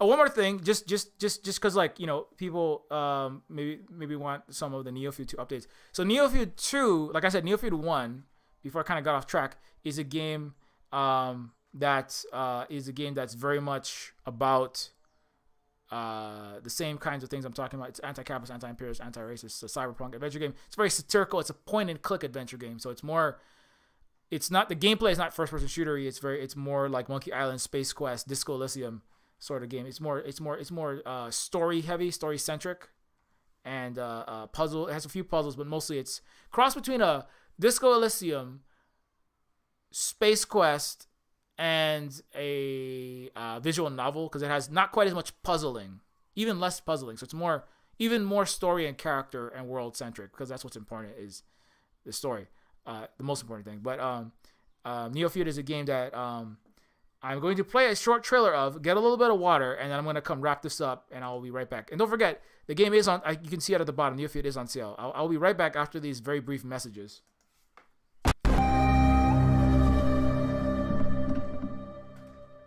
The Illuminati created us. They wanted to build a god with their own hands, and instead they created us.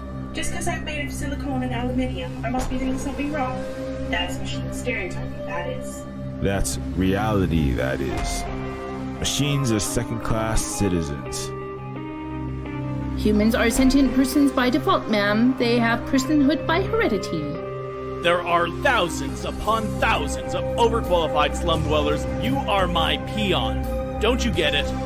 This wasn't a job. It was always just an excommunication sentence. We're pawns in a feud bigger than we can imagine. Turn the cogs of the machine before Leviathan grinds you up and swallows you and yours. We don't get to choose our hand, comrade. Prince, peon, rich, poor, human, robot. I invented the crux of the royal power, the secret to consciousness, our existence itself, the meaning of life. I'm the 6th billion-dollar baller, not some troubled youth. You are my greatest creation of all. God's had to build my own family. I ain't your son. I ain't your son. I'm happy to smash all of the crowns and throw the gold shards down to the people. I will be the iconoclast queen. But who makes you queen anyway? You? You in whose army, princess? You in whose army?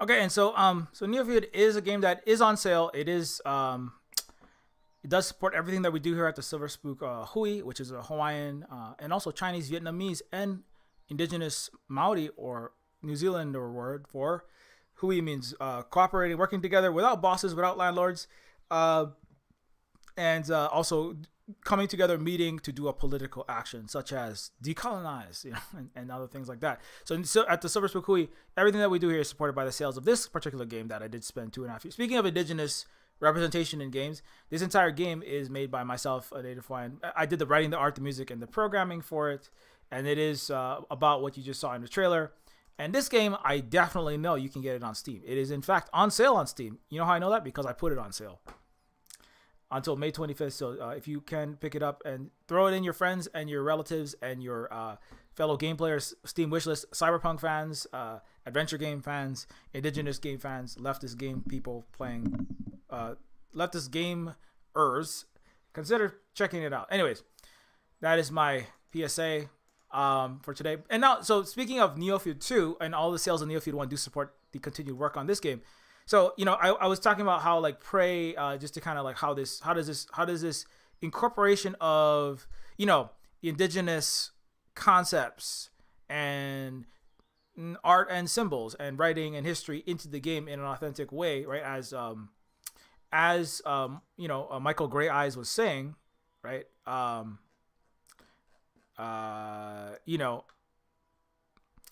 Who plays Tommy, that, So just a little bit more about that. This character Tommy is played by or Domasi Tawodi, and he renames the anglicized name is a Tommy, but where is it? I just lost it. So Tommy's character's voice actor notes that the background was chosen due to the amount of mythology and Cherokee oral tradition, which 3D Realms had planned to use for a number of games. When it was first revealed that the game's protagonist would be a Native American, the response was mixed due to concerns that he would be a stereotype caricature. That's a legitimate concern, and that players would have difficulty identifying with a Native American character. It sucks, but like, to be honest, like, that is a thing that we have to ask ourselves as indigenous creators, like that's a thing that I was like, because it is a risk, because despite what a lot of conservatives and liberals in the U.S. are saying, racism is a thing, look at what happened to Star Wars when they put a black and a brown character and a girl in the Star Wars episode 7, 8, 9, right? A lot of nerds flipped shit, and there was huge reactions, and a lot of people, were upset. I mean, you could say it's the wrong people that were upset, but it's like, if it's that's true, and they're upset for bad reasons. But it is a thing that if you're a company and you need to like exist and like pay rent and bills and stuff, it sucks that that's a thing that you have to even think about. But that is a thing. People don't want to play characters that they feel like aren't representing them. Now it's nicer that in the present there are more people in the world that want to be represented outside of the United States, Canada, and Europe. But still, it is a consideration always, and it would be nice if it would be nice if that is a thing that was less concerning, because racism was less of a problem in the world, and people could just like appreciate people and characters from different cultures without getting all weird about it, you know. But that's not a thing. That's still a problem that we have to deal with. So, anyways, Tommy is voiced by Michael Gray. Jen is voiced by Chris. So the Crystal Lightning is the also an indigenous person who plays the girl in the bar. That's also she is in the game throughout. She was also in The Three Ninjas Knuckle Up, Tecumseh the Last Warrior, Saving Jessica Lynch, and I'm trying to see if I recognize American Pie Presents Bandcamp. I don't know if that's kind of like and it's Sam Neill in Event Horizon and Dark Omen 3. I don't know if she would want that brought up. Anyways, so but importantly, the main characters that are indigenous characters are played by indigenous characters. And so so that's I think I've already gone over that, so I should probably stop. So, but for Neofeud 2, like a lot of the way that the culture for myself, it was like how do I integrate Hawaiian culture, but I'm also of multiple different indigenous heritages. Some of them are from the Asian continent, and some of them are of the Pacific. And so how do I represent that in a future, right? That is actually not decolonized in the Western academia sense of I decolonize my shirt, I decolonize my book, I decolonize care work. It's just like a thing you just declare, and then people sign up for your classes, and then you make your rent this month as a college professor. Not, and the university looks like it's woke. Not that kind of decolonization, but actually like neo-colonialism, imperialism, capitalism, which is part of colonization. I would argue, actually, capitalism is actually kind of integrated into the colonial system. It's actually a subsystem, if you think about it closely, of capitalism, of colonialism. But what is the actual system, future where indigenous peoples of different cultures and heritages of thousands of years from around the world, and also metaphorically and also literally from throughout the universe and the galaxy, from other planets, are represented? So Neofeud 2, this is a scene from Neofeud 2. You've probably seen it already, but so the way that the Asian, the fish scale pattern, the triangle pattern, the symbol, this is not identical to the kahili and the coat of arms of the Ali or the Hawaiian leaders. This red line with a X through it next to the communist symbol is not exactly, but it is inspired, and it is like I want it to be encoded in a way that it is like these people are spiritually related, at least in their ways, in their art and their pattern. The indigenous super advanced alien race that has constructed this ecologically sustainable, faster than light starship producing, extremely advanced, like they have green and pristine water that is purer than even the water in the country of the United States in rural areas, in the middle of a city, because they use technology to coexist with nature rather than destroy nature, because they're indigenous, super advanced people from another planet in the Milky Way galaxy, right? That's who these people are. But they're inspired by Asian and Pacific Hawaiian peoples, and such as the Uchinanchu and Shimanchu people of Okinawa, as well as other Vietnamese peoples who are indigenous to the area called Vietnam. And also Chinese people, as well as Maori people. So the fish scale is actually a symbol that is in Asia and Pacific. The rectilinear as well as the curving wave symbol is in Hawaiian art and culture for thousands of years, as well as also in Asian art. So a lot of these, now there are some more specific, like the diamond symbol has a particular meaning for Hawaiian culture. The shape of the central building is inspired by multiple things. Number one is there's the fern shape, the crab claw voyaging canoe that you can see. The building in the center, that is the capital of this. That is the capital building of this capital of this multi-planetary, multi-galaxy indigenous galactic Silk Road constructing people. That central building is inspired is an incorporation of a lot of different things, including I'm trying to find my Polynesian voyaging canoe. It's my most recent tweet, so I know it's there. So the shape of the I'm not gonna try not to spend the whole half an hour on this, but the shape of the Pacific, not just Hawaiian, Micronesian, who are our relatives and should not be mistreated. Looking at people in the illegal U.S. state of Hawaii, but the shape of the canoe, you see that shape? It's like a narrow V with a slight curve at the top. It's called the crab claw canoe shape. That is for the va'a or the vaka, depending on where you are in the Pacific. And so that shape is why that shape of our 1,000-year-old Pacific wayfinding, multi-1,000-year-old Pacific wayfinding canoes is why the shape of this building has that curve on the top. Also, it has like there's whale as well as the spiraling fern shape. I put that intentionally there because these people have descended from people who once had like marine oceanic voyaging technology, and they had creatures who are embedded in their modern, super advanced, zero carbon footprint buildings, and their satellites and their warp travel. They have stargates. They have antimatter. They can harness the power of entire suns. They not only can they image black holes at the center of the Milky Way galaxy, like the Sagittarius A star, right? That we recently saw. They've been to the black holes. They can construct supermassive black holes, and they use black holes for decoration because they've mastered space and time and reality. Basically, they're like, never mind the multiverse. They're like omniverse.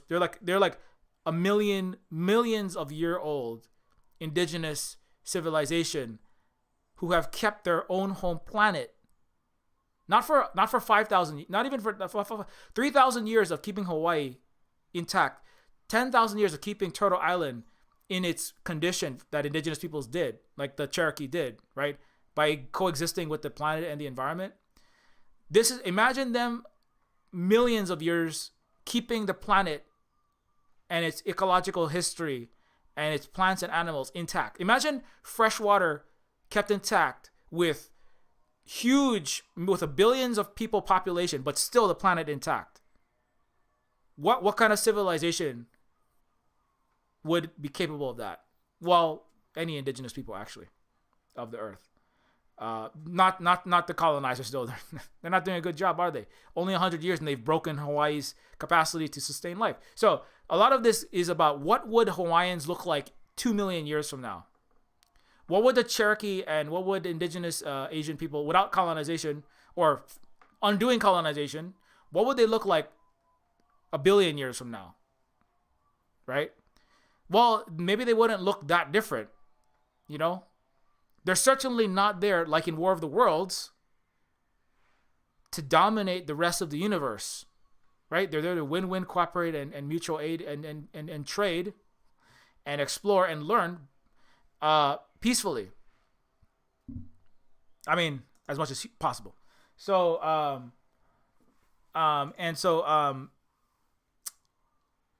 yeah, that's why that screenshot is called 2101 A Solar Punk Space Odyssey. It's 2101 an Indigenous Space Odyssey. Solar Punk is white ease for indigenous. It means what would it be like to like coexist and be healed and be like wise? That's what solar punk is. But they can't say indigenous. The word solar punk is what I was talking about? The word solar punk is about scrubbing indigenous successes from history and going, what if Europeans and American capitalists and settler colonizers in Canada and Australia and New Zealand, what if we figured out how to coexist, right? Right? Why do you, but again, it's about, I don't know, there's nobody who's ever done that in history. What if we just what if Germans, like, while we're ripping off indigenous heritage and putting sexy white German headdresses on, what if we somehow figured out how to coexist, right? Instead of joining NATO and blowing the world up and colonizing Africa still in Germany, right? Why do you got to ask that question? Why don't you just look at the people that you're standing on top of, right? That's what the word solar punk is. It's about erasing indigenous actual solar punk.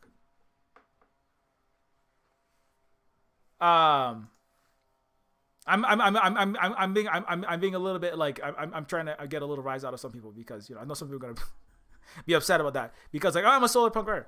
But I mean the way that a lot of people who write in that genre and in the university system, it's about how can we invent our way out of this without trying to decolonize. That's what it is. How can we have an imperialist world where we keep plundering Africa and take another 450 trillion from indigenous people? How can we get all the lithium for Elon and make Elon and our Western world look good and salvageable? How can we make global racist, white supremacist, Eurocentric, capitalist imperialism or soft capital or sock dem capitalist imperialism? How can we keep doing that and make it look good? That's what the Democrats' job is. How to make it look like we give a fuck. So, well, we don't, right? And so, but Neofeud 2 is like, how do we not do that though? How do we actually care? What does it look like to actually be sustainable and actually be like healed and actually like be like, together, and not only that, right? Because it's not like, and then we're healed, right? Like Prey. It's like there's still the problem of what happened to all the colonizers and how do we deal with those people, So Neofeud 2 is also like, well, how do healed indigenous civilizations that are billion years old, right, deal with the unhealed ones that are flying through space on their freaking F-35s, burning all the diesel, blowing up Tatooine and sucking all the lithium and coltan and trilithium. How are the War of the Worlds aliens are Europeans? How do we deal with the space Europeans that are trying to war the worlds us when we're trying to indigenous coexist? That's the question of Neofeud 2. Not European, but the Euro-barbaristic culture that's come out of that region. So not like there's something inherently wrong with it. It's just like the way of being in the culture and the economic and social and political structures. How do we deal with those people that were broken by Rome? And that's why they call them in Neofeud 2. The indigenous people call the space Euro settler imperialist capitalists, right? Like Elon and Angela Merkel and the Jens Stoltenberg of NATO, them and the 10,000 richest people in the Western world get to space and they replicate themselves throughout the galaxy. How do we deal with these unhealed fucking space Romans? Right? Is the question of Neofeud, is because they still have to, you can't just like wish that there was. There's a problem with solar punk is sometimes it wishes it had a utopia into existence, but it's like it's actually not going to get you there. The actual good solar punk looks at like what are the indigenous, black, and people of color and the actual anti-imperialists of this planet. What are they doing? Because they're the ones that are getting the solar punk done, right? 25% of all the carbon emissions, right? Oh my God, climate change is a problem. What are we gonna do? Let's buy renewable German beer and let's have a plastic spoon, a metal spoon, and I'm gonna get I'm gonna shop at the greener imperialist mall, right? That's not gonna do shit. People that are stopping it, indigenous people in the Amazon, indigenous people water protecting in Oahu, water protecting in the we're at the DAPL line 3, everywhere where fossil fuel companies who are like imprisoning even their white lawyers like Steven Danziger, right?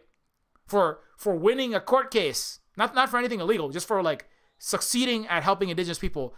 They don't put white privileged lawyers in prison a lot, but when they will, and they didn't put them in hardcore prison, but they locked them up in house arrest. But they will if he succeeds at helping indigenous people. That's how you know you're making an impact, because they imprison privileged white lawyers like Steven Danziger, right? They don't do that, for Extinction Rebellion. They don't really do that for a lot of these other people. They put the actual lawyer in prison to stop. They'll do that for Assange because he might actually get close to blowing the fucking whistle on a lot of this imperialism. They'll do that to Daniel Hale, right? But like for winning a court case, I mean, now if you let if you whistleblow, that's the whole thing. But I mean, you imprison a lawyer for winning a court case is because you helped indigenous people actually do the actual work that actually needs to be done, which is stop 25% of the emissions despite being 2% of the population. That's actual solar punk, right? And it's a lot harder than sitting around in an air-conditioned building on the 100th story trying not to get COVID, right? In some fancy-ass firm, trying to airbrush Deutsche Bank in Berlin, or trying to airbrush HSBC in London by having a green NGO attached to it, right? Or trying to airbrush Lockheed Martin by having a green Tomahawk missile that has women's rights and LGBTQ plus and Black Lives Matter on the side of the missile, right? That's what they get paid to do. How do you like actually do that in real life though? You know, how do you actually do that in real life? So, you know, it's now where is that? I want to show this little screenshot. So here, this is some inside the Neofeud 2 sneak peeks I'm gonna give you real fast. Where is my little scene here? I'm gonna just open this up. Oh, why is my sorry, my Photoshop's not responding. Give me a second. Yeah, sorry, I'm trying to so if you wanted to know what I'm currently working on, I don't always do this, but this is actually directly related to the stuff I'm talking about today. So I'm gonna try to get at least a little bit of some of the current work on the sequel to Neofeud 1. I'm working on, there's actual scene which the thing is, in the real world, trying to stop imperialism and colonialism and neocolonialism and capitalism, sometimes wars do break out. I mean, that's just a reality. You know, we can pretend like that doesn't happen. Like ideally, most of the actual work is not the war part, but sometimes the violence breaks out because it cannot be tolerated. You know, or it is created by the colonizer. You know, and then as a defensive measure, it may have to be repelled. Like that's why a lot of the places that have bases, a lot of the places where there are American military bases, there are 800 U.S. military bases around the world with many indigenous people, like Tommy from Prey, fighting for the U.S. military because Tommy and indigenous people are put in poverty, and the only way out is to pull triggers for the Empire as a stormtrooper. And where the bases are removed, right, where the bases are removed in the world, a lot of the times there's people who the West don't really like. They're very large countries in Asia, right? And they help get the U.S. military bases out. You know, ask Evo Morales, ask the Venezuelan president, ask Castro, who actually gets them out. And the thing is, sometimes that is military force. You know, the countries that have survived as in some socialist form to this day, right? That are succeeding at doing anti-imperial and empowering Africa. Empowering African countries, empowering African people, billions of them, with a non-colonial, exploitative, right, a non-war of the world's dominational strategy to build their societies up and get their material needs met, right? These are these very large Asian countries, right? So I'm trying to be very diplomatic because I want to make sure this stream doesn't get taken down because I said wrong speak. I want to make sure that the Ministry of Truth in the authoritarian dictatorship that is the Western world, offline and online, doesn't delete this stream because I said the wrong thing. So, because apparently if you say anything close to the truth, they will scrub you from the internet today. And Elon will make some money doing that, I think, owning Twitter. But anyway, so what I've been doing is I've been slightly delaying so I can get this picture up. But anyway, so I want to talk real quick about this. So, this is a scene from Neofeud 2 that I was working on. Sorry, it's a little bit slow because it's a huge Photoshop scene, where there is a war zone because war happens. You know, the indigenous people, right, from this region, the indigenous intergalactic, the interplanetary communist coalition, and the intergalactic Silk Road of a federation of indigenous peoples that have multi-galactic civilizations don't try to start warfare. They don't have military industrial complexes. They don't have capitalism. They don't even understand why anybody would want capitalism in their own countries. They do have to deal with capitalists in the galaxy. They do have their own internal contradictions that they have to deal with, and problems like ecological problems, virus problems. They have intergalactic. There are pandemics, but they don't want war, right? But they do occasionally encounter it, and usually it's because galactic imperialists are funding and arming sub-regions of their own countries and then trying to break them off, right, and buy off leadership in who become part of the Western orbit, and then fund far-right extremists in these small sub-regions, like, I don't know, Taiwan and the Ukraine, or Xinjiang, etc., and then try to cause mass damage and violence for their own military-industrial complexes, and to break up the countries that are actually in power, that are actually stopping empire, and allowing indigenous peoples of the world to begin to exist in some kind of independent, sovereign fashion. And so this is a scene where you have one of these wars breaks out, or we could call it a special police action or a special military operation to de-weaponize and to remove the imperialist supported, the colonizer supported right-wing extremists that are wiping out ethnic minorities and trying to break off the successful indigenous culture, because they have rules. They don't have mind control. They have psionics, but they outlaw. They don't allow people to weaponize the telepathic abilities. The indigenous people, they don't allow that, and they don't because that would break that would make them the unhealed people. They would become that which dominates. They would become the evil aliens in War of the Worlds if they tried and allowed domination of others through weaponization of information and narrative structures, which is what the West, that's about all that the US can do, and that the West does nowadays, is tell bullshit stories, basically. It's another less fancy way to say that. Less fancy way to say manufacturing consent, mass indoctrination systems. That's the only thing that they're good at. Finance, hyper finance, capitalism, and mass indoctrination. So this is a tank though that I was working on that is in the world of Neofeud 2 that uses that, again, the top of it is inspired by the Pacific Islander and other indigenous Pacific peoples heritage. The wave pattern on top, it is kind of inspired. Umurangi Generation is another game that I often bring up that has a very large Portuguese. You might know them. They're kind of like jellyfish, but if you're from the Pacific, you probably know what I'm talking about when I say the Portuguese man-o-war. This game, Umurangi Generation, has giant kaiju-sized jellyfish. They're a certain type of jellyfish, basically, and is also an indigenous Pacific-made game. And so, if you want other games to play on your streams, this is another one that I often shout out. I played the entire game on my stream, and so anyway, so back to this. So this is like one of the tanks. This is one of the tanks of the indigenous people that they use to remove, far-right elements or elements that are trying to break off, that imperialist powers are trying to break off from their own successful 56 to 256 ethnic sub-region indigenous socialist countries, right? And so the tank actually has a cannon on the so the pattern, like the arrow one side has the business end where the actual the cannon comes out. Where is the cannon? Oh yeah, that's the shield.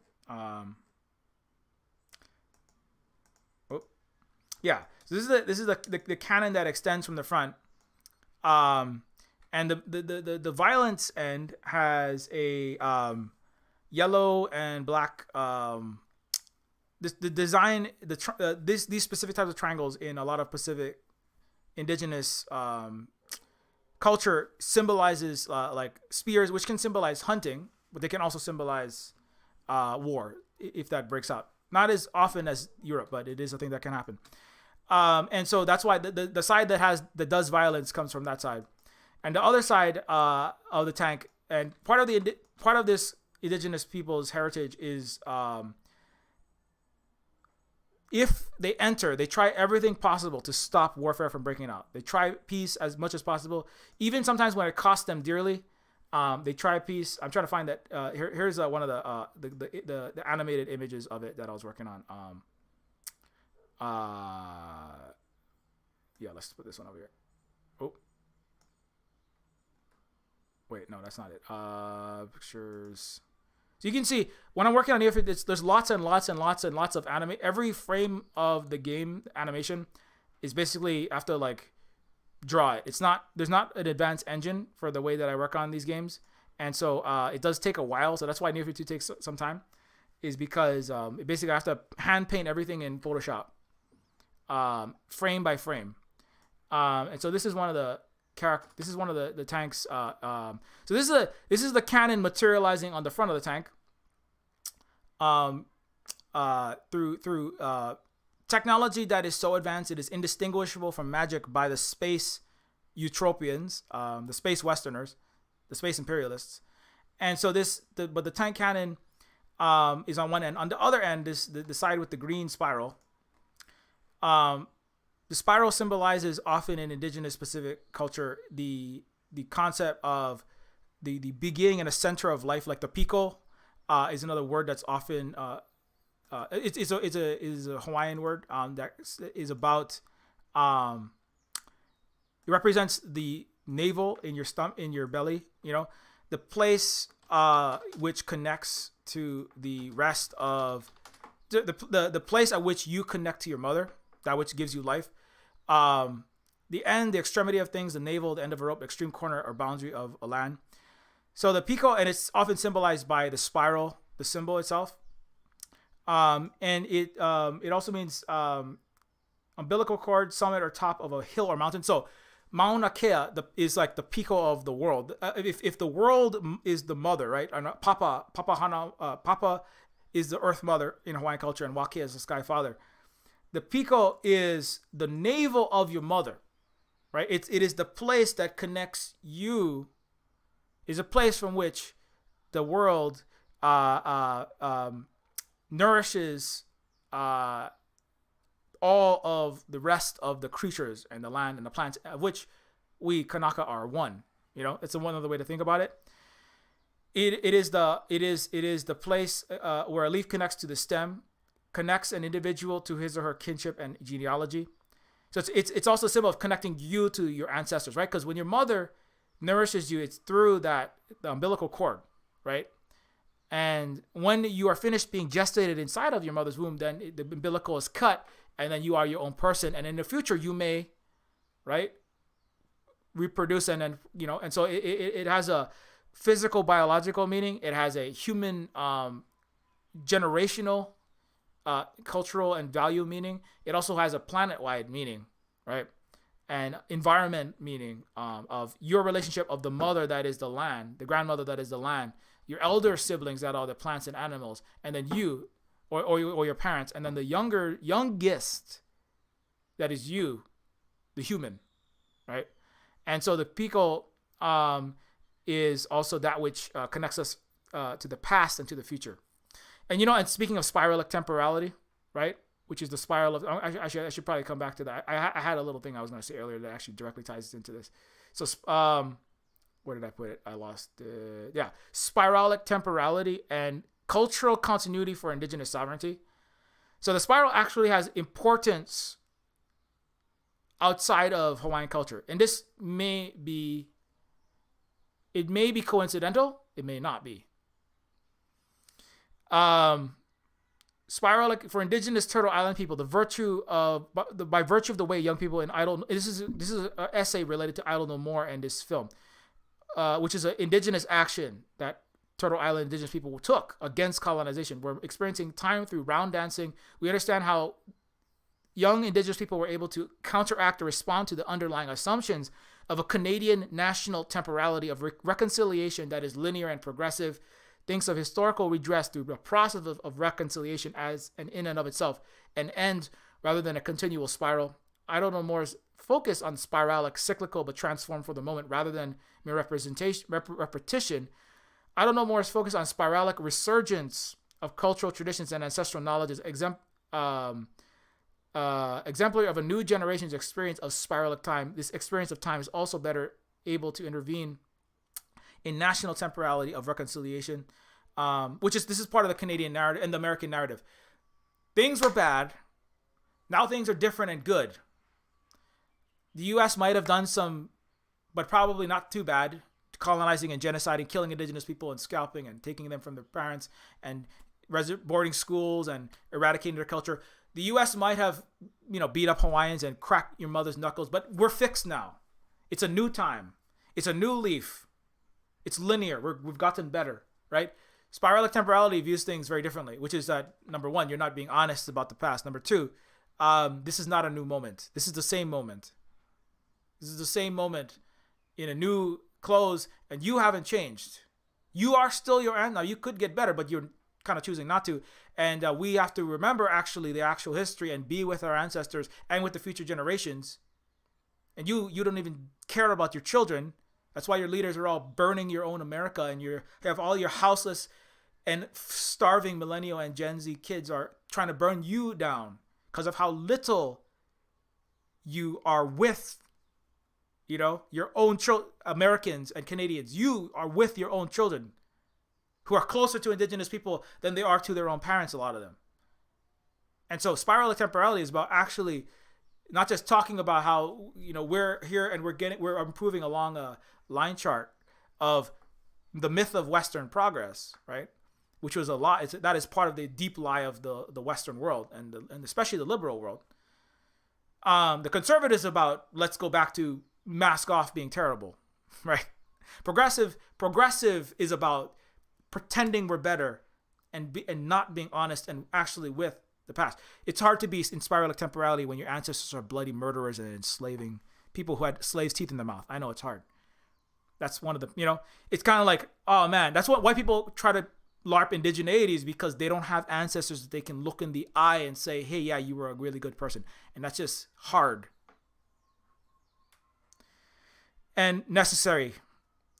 Through but anyway, but spiralic temporality is about, it's about the connection, right, from the past to the present into the future through the umbilical of the stories and the culture and the heritage coming through time, right? Think of a ghostly, spectral, astral umbilical passing from your ancestors, from Kalakaua, from Kamehameha, from those who fought. And by the way, actually women were on the front lines of battle in the wars. That's all erased from Hawaiian heritage. It's part of the patriarchal westernization and homophobia and queerphobia of a lot of today's people who are Hawaiian but are saying all these things. Is the pico has been severed. The umbilical has been severed to their own past, where women held muskets and fought to unite the islands against colonization, and they died with their husbands in the field of battle in the Pali. Right? And then they don't even realize, right? And then they mistreat their women, and then they have the patriarchal, homophobic people like people that are running for governor in Hawaii, right? Because their pico has been severed. They're disconnected from spiralic temporality. They're in a bullshit colonial narrative of who they are as Americans with Hawaiian characteristics. And I quote the Hawaiian in quotes. As indigenous Cherokee people, or as Americans with token Cherokee characteristics, right? Like the main character in this game, which is, that's part of the struggle of, of Tommy and Prey. He's not Sawagi, he's not Dalasi. He's Tommy. I'm Tommy. Screw that. I don't care about the Cherokee stuff. That's a bunch of bullshit. That's severing the pico. Or severing the connection to your ancestors. That's severing. That's chopping out the spiralic temporality and the connection and the spiritual and educational and scientific and magic. It's spiritual and it's magic at the same time, just like Doctor Strange rips off from indigenous people. And it's severing that important wisdom and just being an American military soldier with an American flag, right? From the 442nd Battalion, from the 100th Regiment. I fought in Iraq and I'm a great American with some kind of Cherokee bullshit in the back. I don't care. I'm a great Hawaiian who fought in the Vietnam War, and I killed bad communists, and I might have some Hawaiianness. I don't know. I put a lei on sometimes. I don't care. So spiralic temporality is about remembering who you actually are, and it's about reconnecting that and remembering who you are and who the people that are telling you that this is who you are, who they are. They're liars, they're stealers, and they're thieves. Like they tell themselves this. Even their own, like we lie, we cheat, we steal. Like Mike Pompeo, director of the fucking U.S. Empire, clown director, but director nonetheless of the CIA. William Casey. We'll know when our disinformation campaign of our own people is complete when everything they believe is false. How can you be with your ancestors when your own parents and the leaders of your countries are intentionally severing you from even your own bullshit history? That's the United States. We'll just tell everything that Americans believe will be incorrect, and that'll solve our. That's how we know we'll run this universe. We'll be masters of the universe. So, and one thing I want to connect that to Moana. Moana is a movie made by this garbage company called Disney that ripped off Hawaiian culture and make Hawaiians homeless by building ritzy resorts for white people called Disney Aulani. So fuck Disney. But also Moana is a movie. And so in Moana the movie, there is the heart of Te Fiti is a spiral. The reason why the heart of Te Fiti is a spiral is because it represents that which gives life, that what I've been talking about, right? The origin. There's another word, the fountain of life. You know, it's in Hine Nui Te Po. It's what Maui tried to steal from the great goddess of death and darkness, which is another way to think of. It is the volcanic and the dark aspects of the mother. When you die, your mother takes you back into the soil. You know, Hine Nui Te Po is another indigenous deity, the great woman of the night in Maori legends. Is a Pacific legend. Po is the word for night. Hine Nui, great, right? Wahine is like, women. The great woman of the night, Hine Nui Te Po, is the Maori goddess of night. She receives the spirits of humans when they die. She's the daughter of Tane and Mahuta, Tane, Turituri, and Hine Ahuone. But Maui, the great warrior, and I think I might have brought this up last time, but I just want to bring it up again because it's very poignant. Maui, the great warrior that was ripped off in Moana and played by Dwayne. I love to back the U.S. military, Johnson, and also Republican. Speaking of colonization, Dwayne is heavily colonized. That's why you couldn't work with Vin. Diesel, Vin breaker of Imperial Hollywood chains. Diesel. Moana, he couldn't work with Dwayne because Dwayne's fucking Arnold 2.0, but Samoan, trying to back the U.S. military and being a Republican person living in California. Moana, where's the fucking thing? Sorry, I'm doing too many tangents. So in the heart of Te Fiti, this spiral symbol, the green spiral symbol, is attempting to in the story of Maui, actually, right? That center from which life comes, right? The navel from which connects you to your mother, right? The source of life. Women, people with wombs, I should say, bodies with uteruses, or the vagina, can produce life. Men cannot. They can help a little bit, but it is in the bodies of women also. It's another important thing that the future is held. Which is part of why also they need to be respected and need to actually not be just a thing that are owned by men, which is the way that the West has in its patriarchal women buying and selling. The undoing of Roe v. Wade is a continuation of a long history of multi-thousand-year patriarchal enslavement of women and control of women's bodies and everything about them. But that was not the case of indigenous culture. There was the women and also two-spirit people were deeply respected and valued. And so that's a lot of the history, the legends, Papa and Wakea. It reflects this. The braiding sweetgrass has that story. I talked about that. I think it was last week. Braiding sweetgrass has a story of the woman of the sky. It's like not the Sky Father, but it's a similar story where the woman of the sky is from which everything came. Everyone owes everything to the great woman of the sky, who they constantly look to and venerate and pay their respect to by caring for all of creation that she produced. Where the West is, women was bad, and that's why we're fallen, and we have to have this hard, terrible life outside of the Garden of Eden. It's women's fault. Women are bad. Women deserve all the punishment that they get. Women should be controlled. Otherwise, there'll be a chaos dragons or some bullshit, right? And that's Western mythology. It's anti-women, period.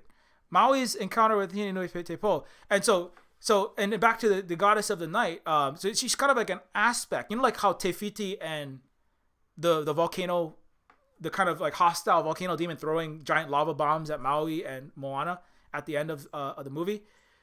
They're two aspects of the same thing, which is what? The mother that is the planet, right? Like Tefiti and Papa, right, is the Hawaiian word for like the Mother Earth. Indigenous people of South Central America, they have Pachamama is one of their names, right, for the mother that is all of the planet, right? The grandmother of all of us. And so Tefiti and so another way to think about it is, so the goddess, the goddess of death, right, is also, because Pele, right, is from the volcano, the black obsidian, and the dark in the depths that are full of fire and very deadly, powerful forces, right? The 33,000 degree lava spewing forth that can wipe entire area codes out. They can destroy the entire island. Everything that you have can be destroyed by your mother. If Pele, right, if you think of a Pele kind of for Maori, they might think of it as like an aspect of the Aina.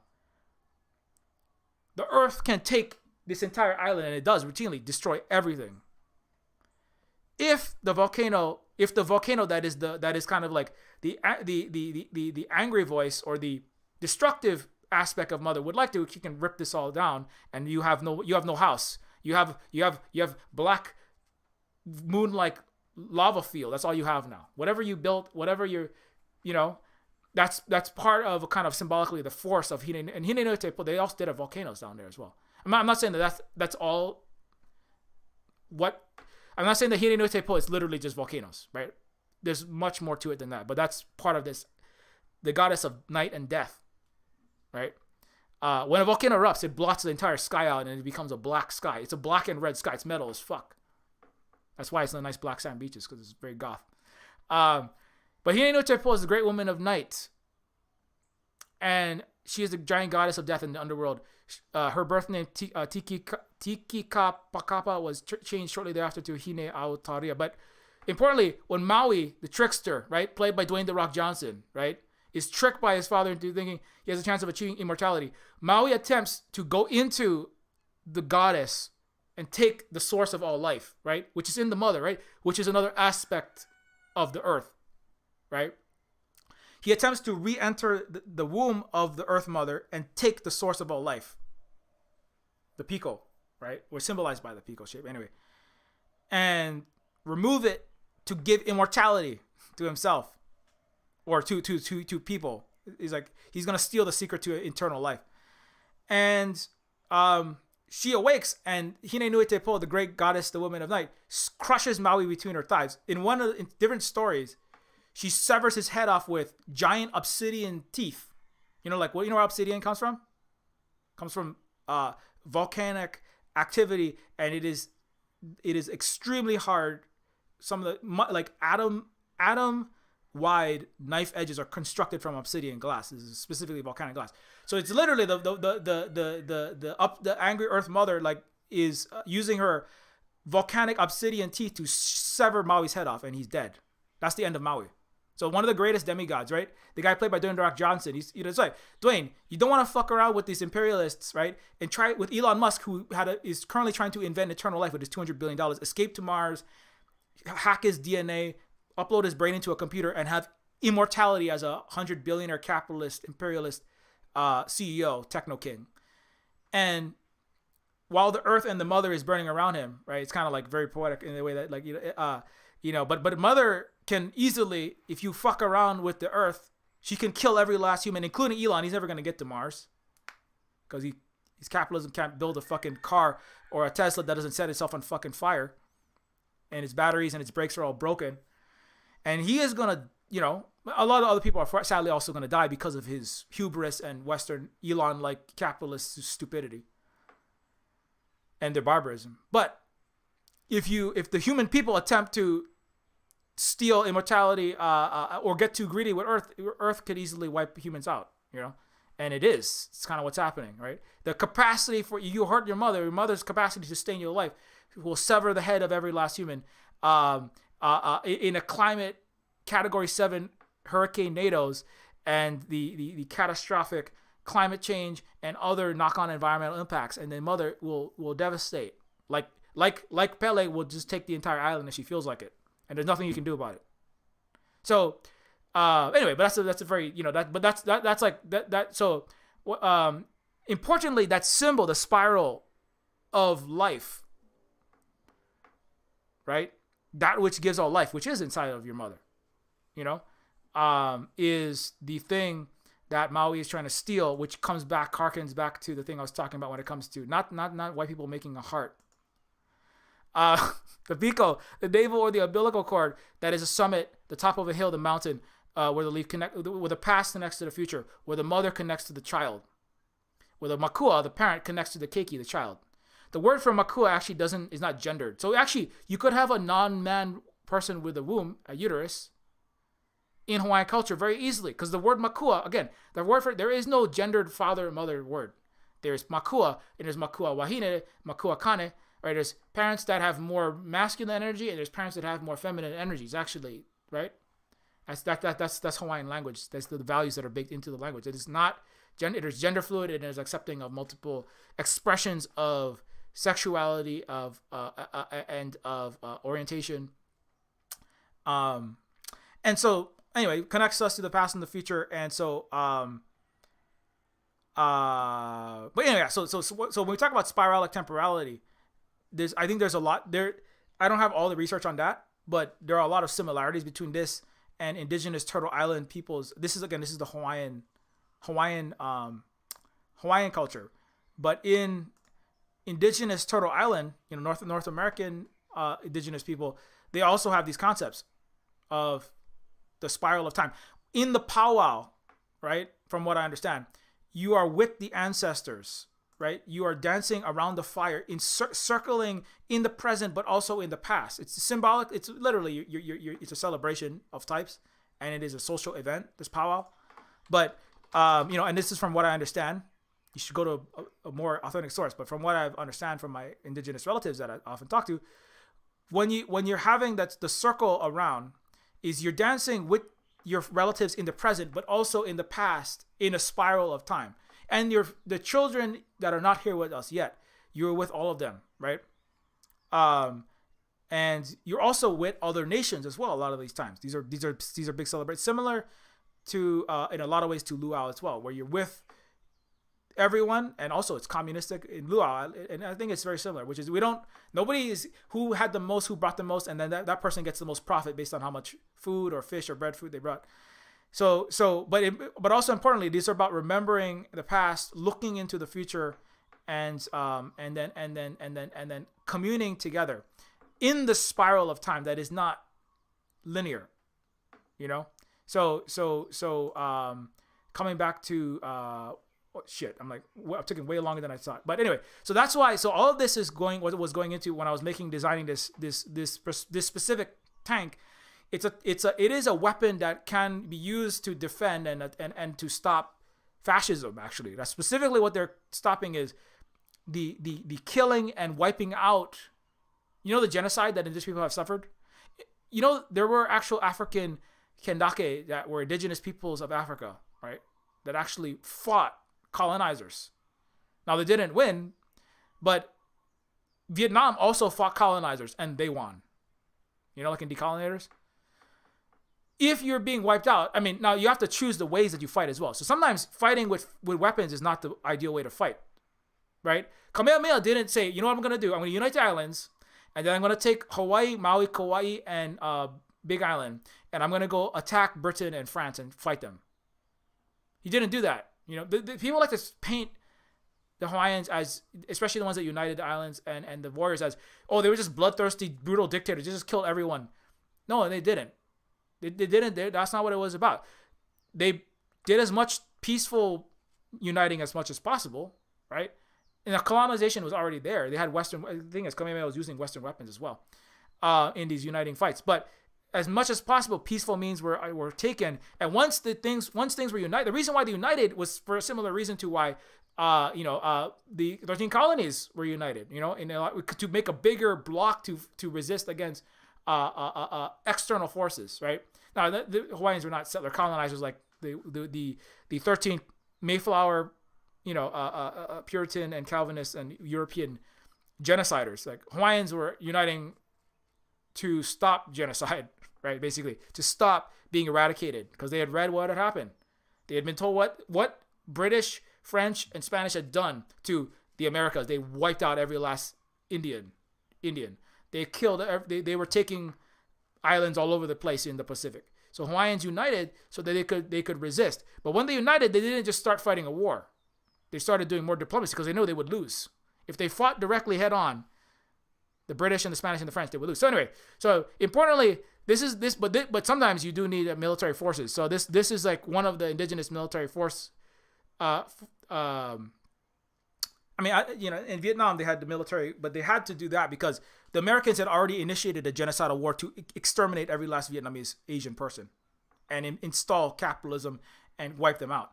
And they had 100 million of them, and they were like, well, we have to do this, and also the situation that they were in were called for directly fighting. They had to do what they had to do, and they won, and Vietnam was decolonized multiple times actually.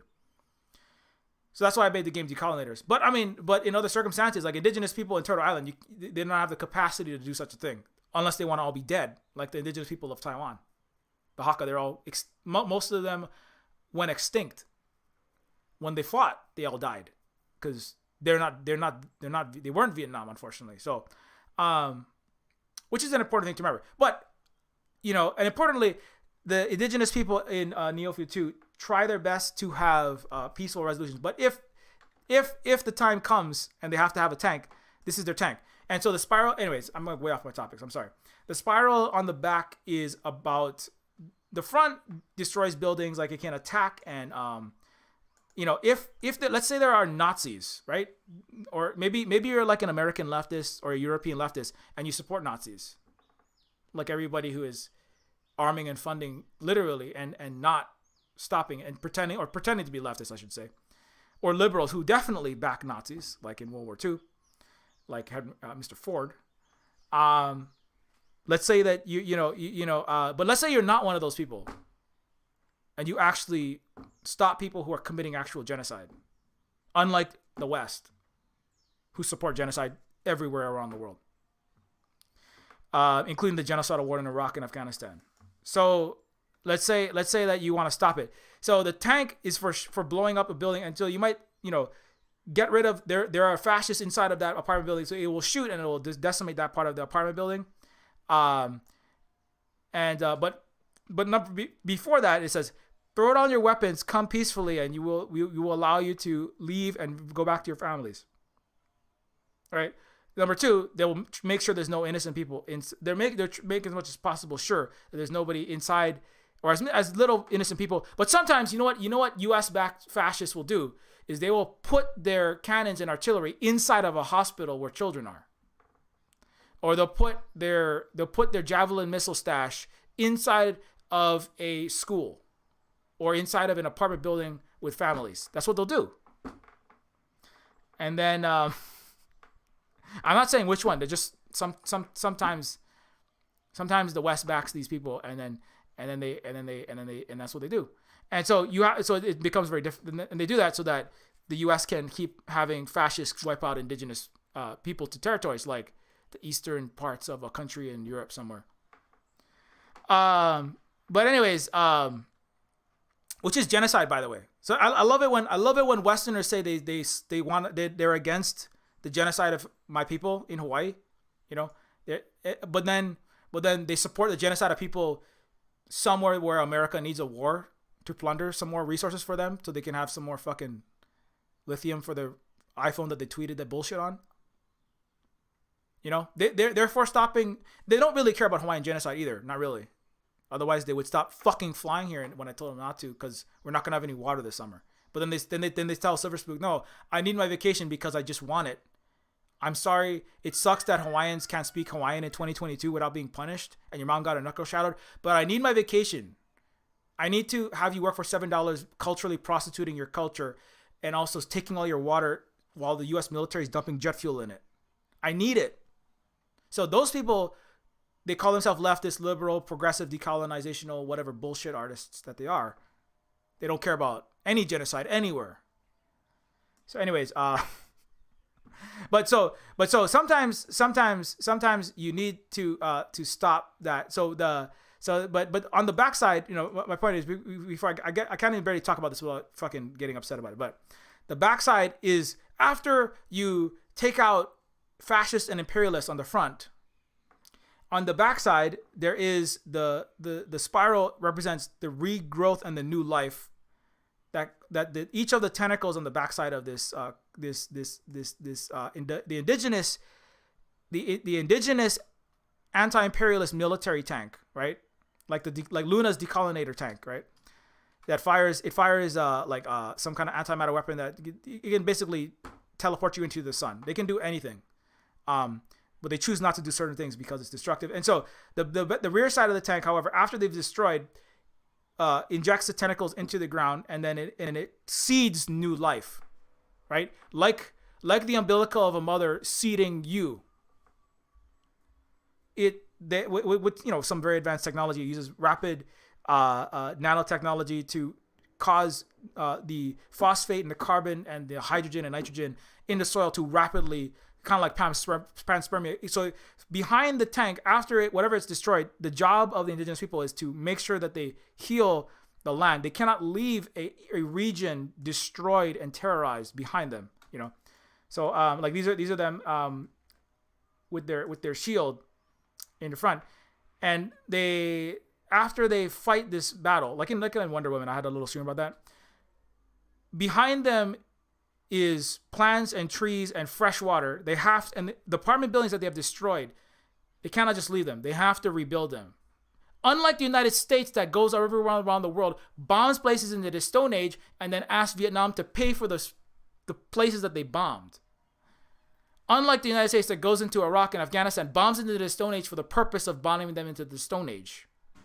Unlike the United States and Europe, which in NATO, that go into Libya because it had universal healthcare, housing, and education, and women's rights, and a free apartment buildings based on their own resources in Africa, bombs Libya into the Stone Age and then leaves it a wreck with slave markets and run by warlords. Unlike them, the indigenous military is required to leave every place that they fight in 3 times better and spend 3 times as long fixing and healing the land, the people, the infrastructure, the roads, the electricity infrastructure, the 5G infrastructure, their communications, their healthcare. They have to heal the entire place that they have fought in. As part of preventing future warfare, number one, and don't decide to go to war, because it's not going to make you any money. It's going to cost us. But that's not why we do it. We do it to stop fascism and imperialism, and we do it to stop genocide. Unlike the United States, which only commits genocidal wars. Unlike the West, which only commits genocidal everything. They've never been in a just war, period.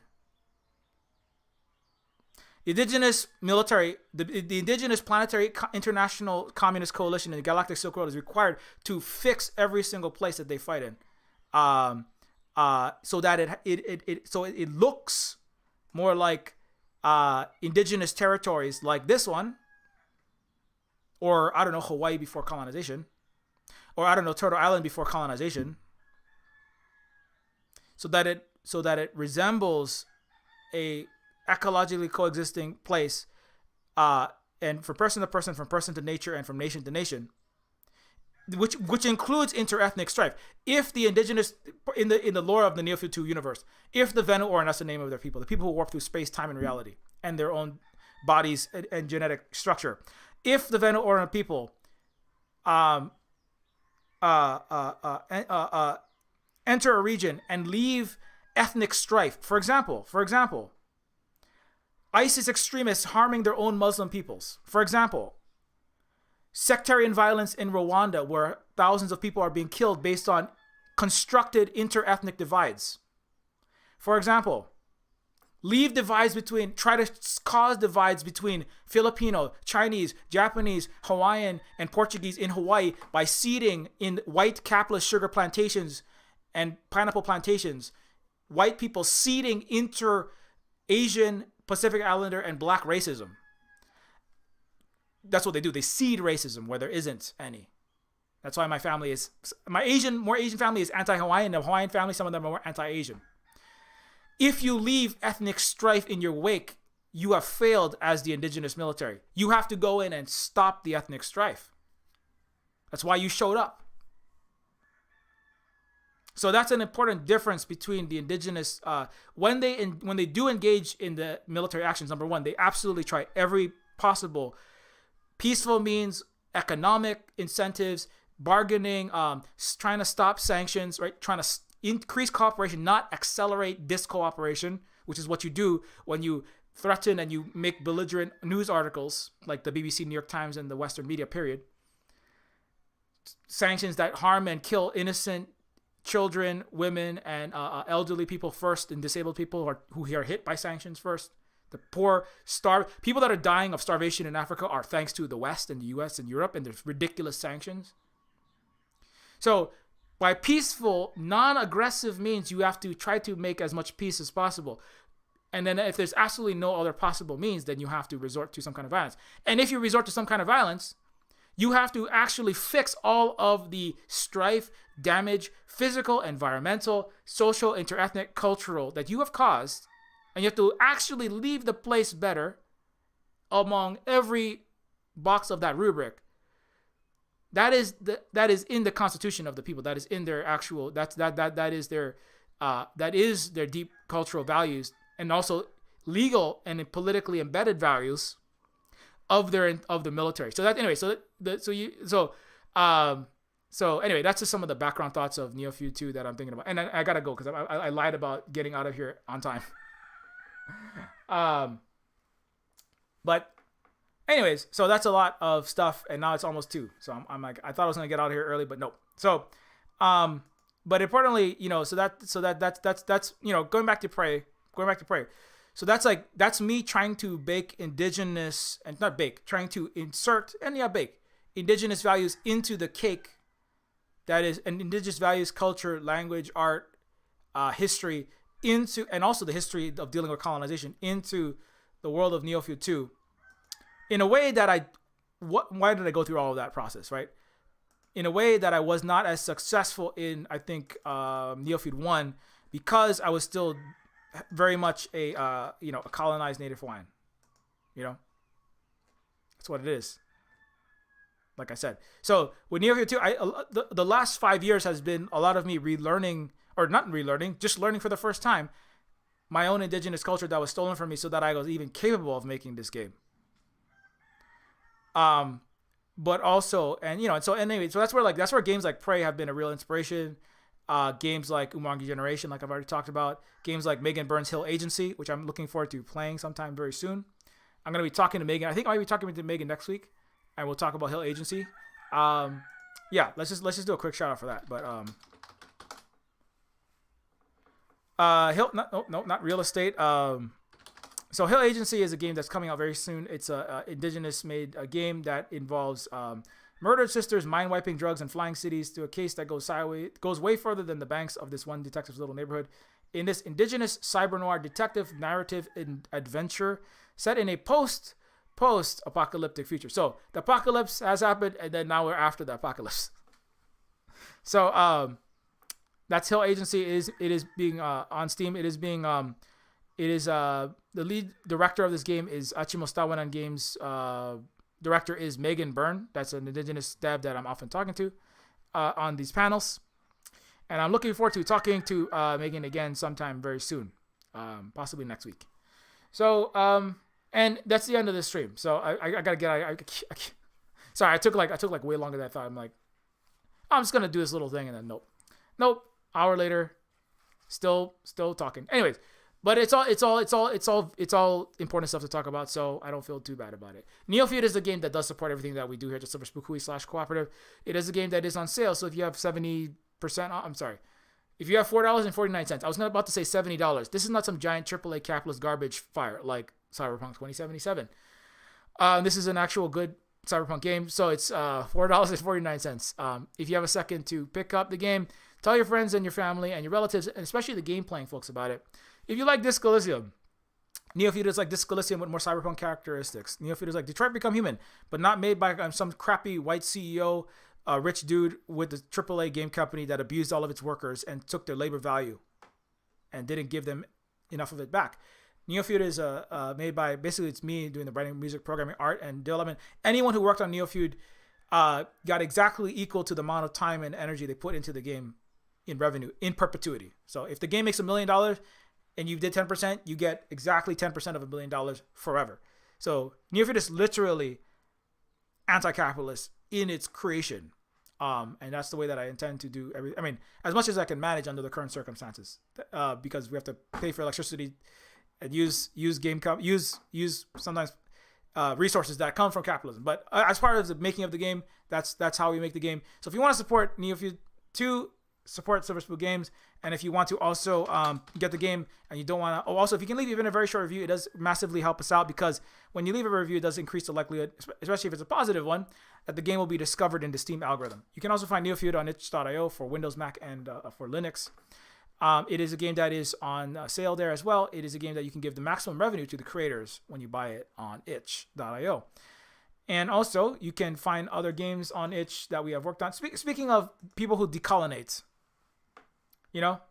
with different means in their circumstances.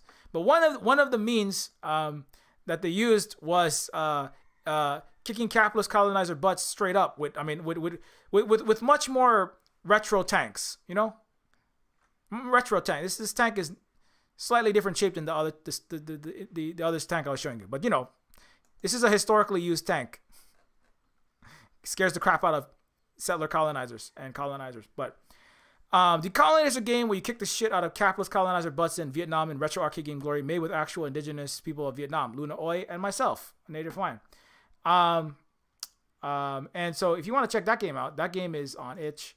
And you can also check out Woman, which is it's a book by my partner Holly Argent that is by a woman who was raised in right-wing evangelical Protestant Christianity, and it's not meant to be a historical retelling, but it is a irreverent dunking on North American right-wing conservative Christian world. And it will be very cathartic for you if you have somebody who has lived in such a culture or had to be dealing with people from that. Woman is free, and you can also support us by giving us some money if you want to help us out here at the Silver Spoon Cooperative. Also, you can help us out by becoming a Patreon patron at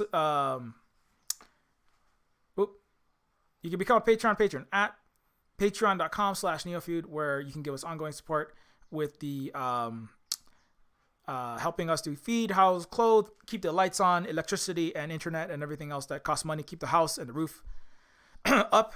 All that costs money to do. So if you want to help us in an ongoing way, also get access to the Silver Spoon Discord, upcoming season on Neofeud 2. Also, thanks to do we have a new patron? I think maybe we have a new one. Let me just double check. Okay, not right now, but thanks a lot to all the Patreon patrons. I am going to be doing a update. I'm sorry. I'm going to be painting a portrait for somebody in the near future. That's one of our Patreon patrons. So, which is one of the rewards, and so happy to do that as well, because it's one of the rewards. And some patrons support us at a very high level, and it is very much appreciated, and it does help us do all of the work that we do. And so, happy to repay the support as well. You can also follow us at Silver Spoon Games, at Mastodon.social for games related stuff, on the Mastodon social media open source federated non-capitalist social media platform. You can also follow Silver Spoon Games at Octodon.social for my personal account. I have two separate accounts. While we have access to the Death Star satellites, as always, you can follow Silver Spook Guy for my personal takes and accounts, information when the streams go live. And for games related stuff specifically, you can follow at Silver Spook Games minus the E in silver. When Neofeud 2 updates like this one, that's some screenshots from it as well. When Neofeud 1 goes on sale, You can also follow Terminus C. Terminus C is Terminus Cyberstar. That is the other game I'm working on. I'm the content director and lead writer of this cyberpunk RPG. In the vein of late 90s and early 90s games like Deus Ex and System Shock. Speaking of Deus Ex and speaking of, System Shock, Prey is a lot like System Shock as well. It's a space, first-person shootery horror game. System Shock's more immersive sim with RPG elements. But Deus Ex, this Terminus Cyberstar is a game in those sorts of veins. It is the game that is it is an anti-imperialist, anti-capitalist game because that's the only kind of games that I make. And I'm the lead writer, director of this game. And it is a cyberpunk RPG as well. And it's coming along very well. The game is completed with the exception of testing and content optimization. So in the near future, this game should be coming out. And the team has done a really amazing job, awesome job to all of these folks. It's really much better than I could have ever expected. And it's so awesome to see all of the ideas that I wrote down coming to life in the game. Like, the city streets. There's homeless-filled city streets. You have omnipresent CCTV with like these robotic police hunting you down. You play a kind of like a illegal immigrant that's running away from ICE and this border patrol, and the police. It's a very dystopian sort of game in that sense. But also it has a lot of humor in it as well, as most of my games often do. And so if you like that sort of thing, do check this game out. It is on Discord. You can join the Discord there as well if you want to follow that. And and also you can follow our brother. Speaking of Native Hawaiians, you can follow our brother Positive Synergy at _1983, another Native Hawaiian educator and also musician doing very important work here and doing streams on Twitch and speaking on Native Hawaiian history. Recently, the last one was a documentary involving Sam Neill from Jurassic Park, as well as talking about Captain Cook and the legacy of colonization in the Pacific. And that's Positive Synergy was featuring that and talking about it. And also makes music, such as Perfecting Perfection, an album about land back, everything I'm talking about in the streams a lot often. Decolonization, decapitalismization, as well as the issues that Hawaiians are dealing with culturally, the poisoning of the water by the U.S. military, stopping of the demolition of our cultural sites, and lots of very important music. And also the music is very good, the message is on point, and support Positive Synergy and the continued life's work that Positive Synergy is doing. And finally, of course, you can follow Holly at the Tech Fairy. Holly is my mod VA and partner in having children and in marriage, and also partner in the business operations at the Silver Spook Cooperative. Producer and writer at the Goblin Mother for the Lullaby Lounge, which new season is coming up shortly. Very fun Mischief for Misfits and Monsters. And also Magic Storytime, which is a Twitch streamed magic show, which is very cool. And also is the primary caregiver, the parent to two Keiki o Hawaii, sustaining them, literally for 9 approximately months inside with the umbilical or the pico, as well as continuing to sustain them with nurturing and education, and as the primary caregiver, harkening back to what I was saying about 20 minutes ago. Anyways, so follow Holly as well, and keep up to date on all these things. Also, like I said, Hawaii's fucking close. Thank you so much for watching. Pray if you gotta play a video game, okay? Don't play Call of Colonialism. I'm not your boss, but it's a really good game. Check it out, and we will be back in the evening times for the evening Twitch streams, hanging out. Maybe I'll play Prey. Who knows? I had an indigenous person ask me if I wanted to play StarCraft 2, and I'm like, I don't know if I can run and stream that game, or I don't know if I can even run that game nowadays. I don't even know if I had that game, but we might be playing one of these games and hanging out, and so be back for that. And until next time, keep your marriages polished, be excellent to each other, and embrace your native peoples in your games.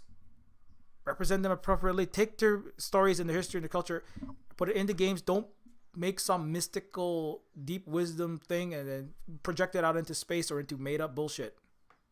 Try to like actually represent the people that have the old, wise, magical, and technological civilizations in the games. All right, and your movies and everything else. Okay, everybody.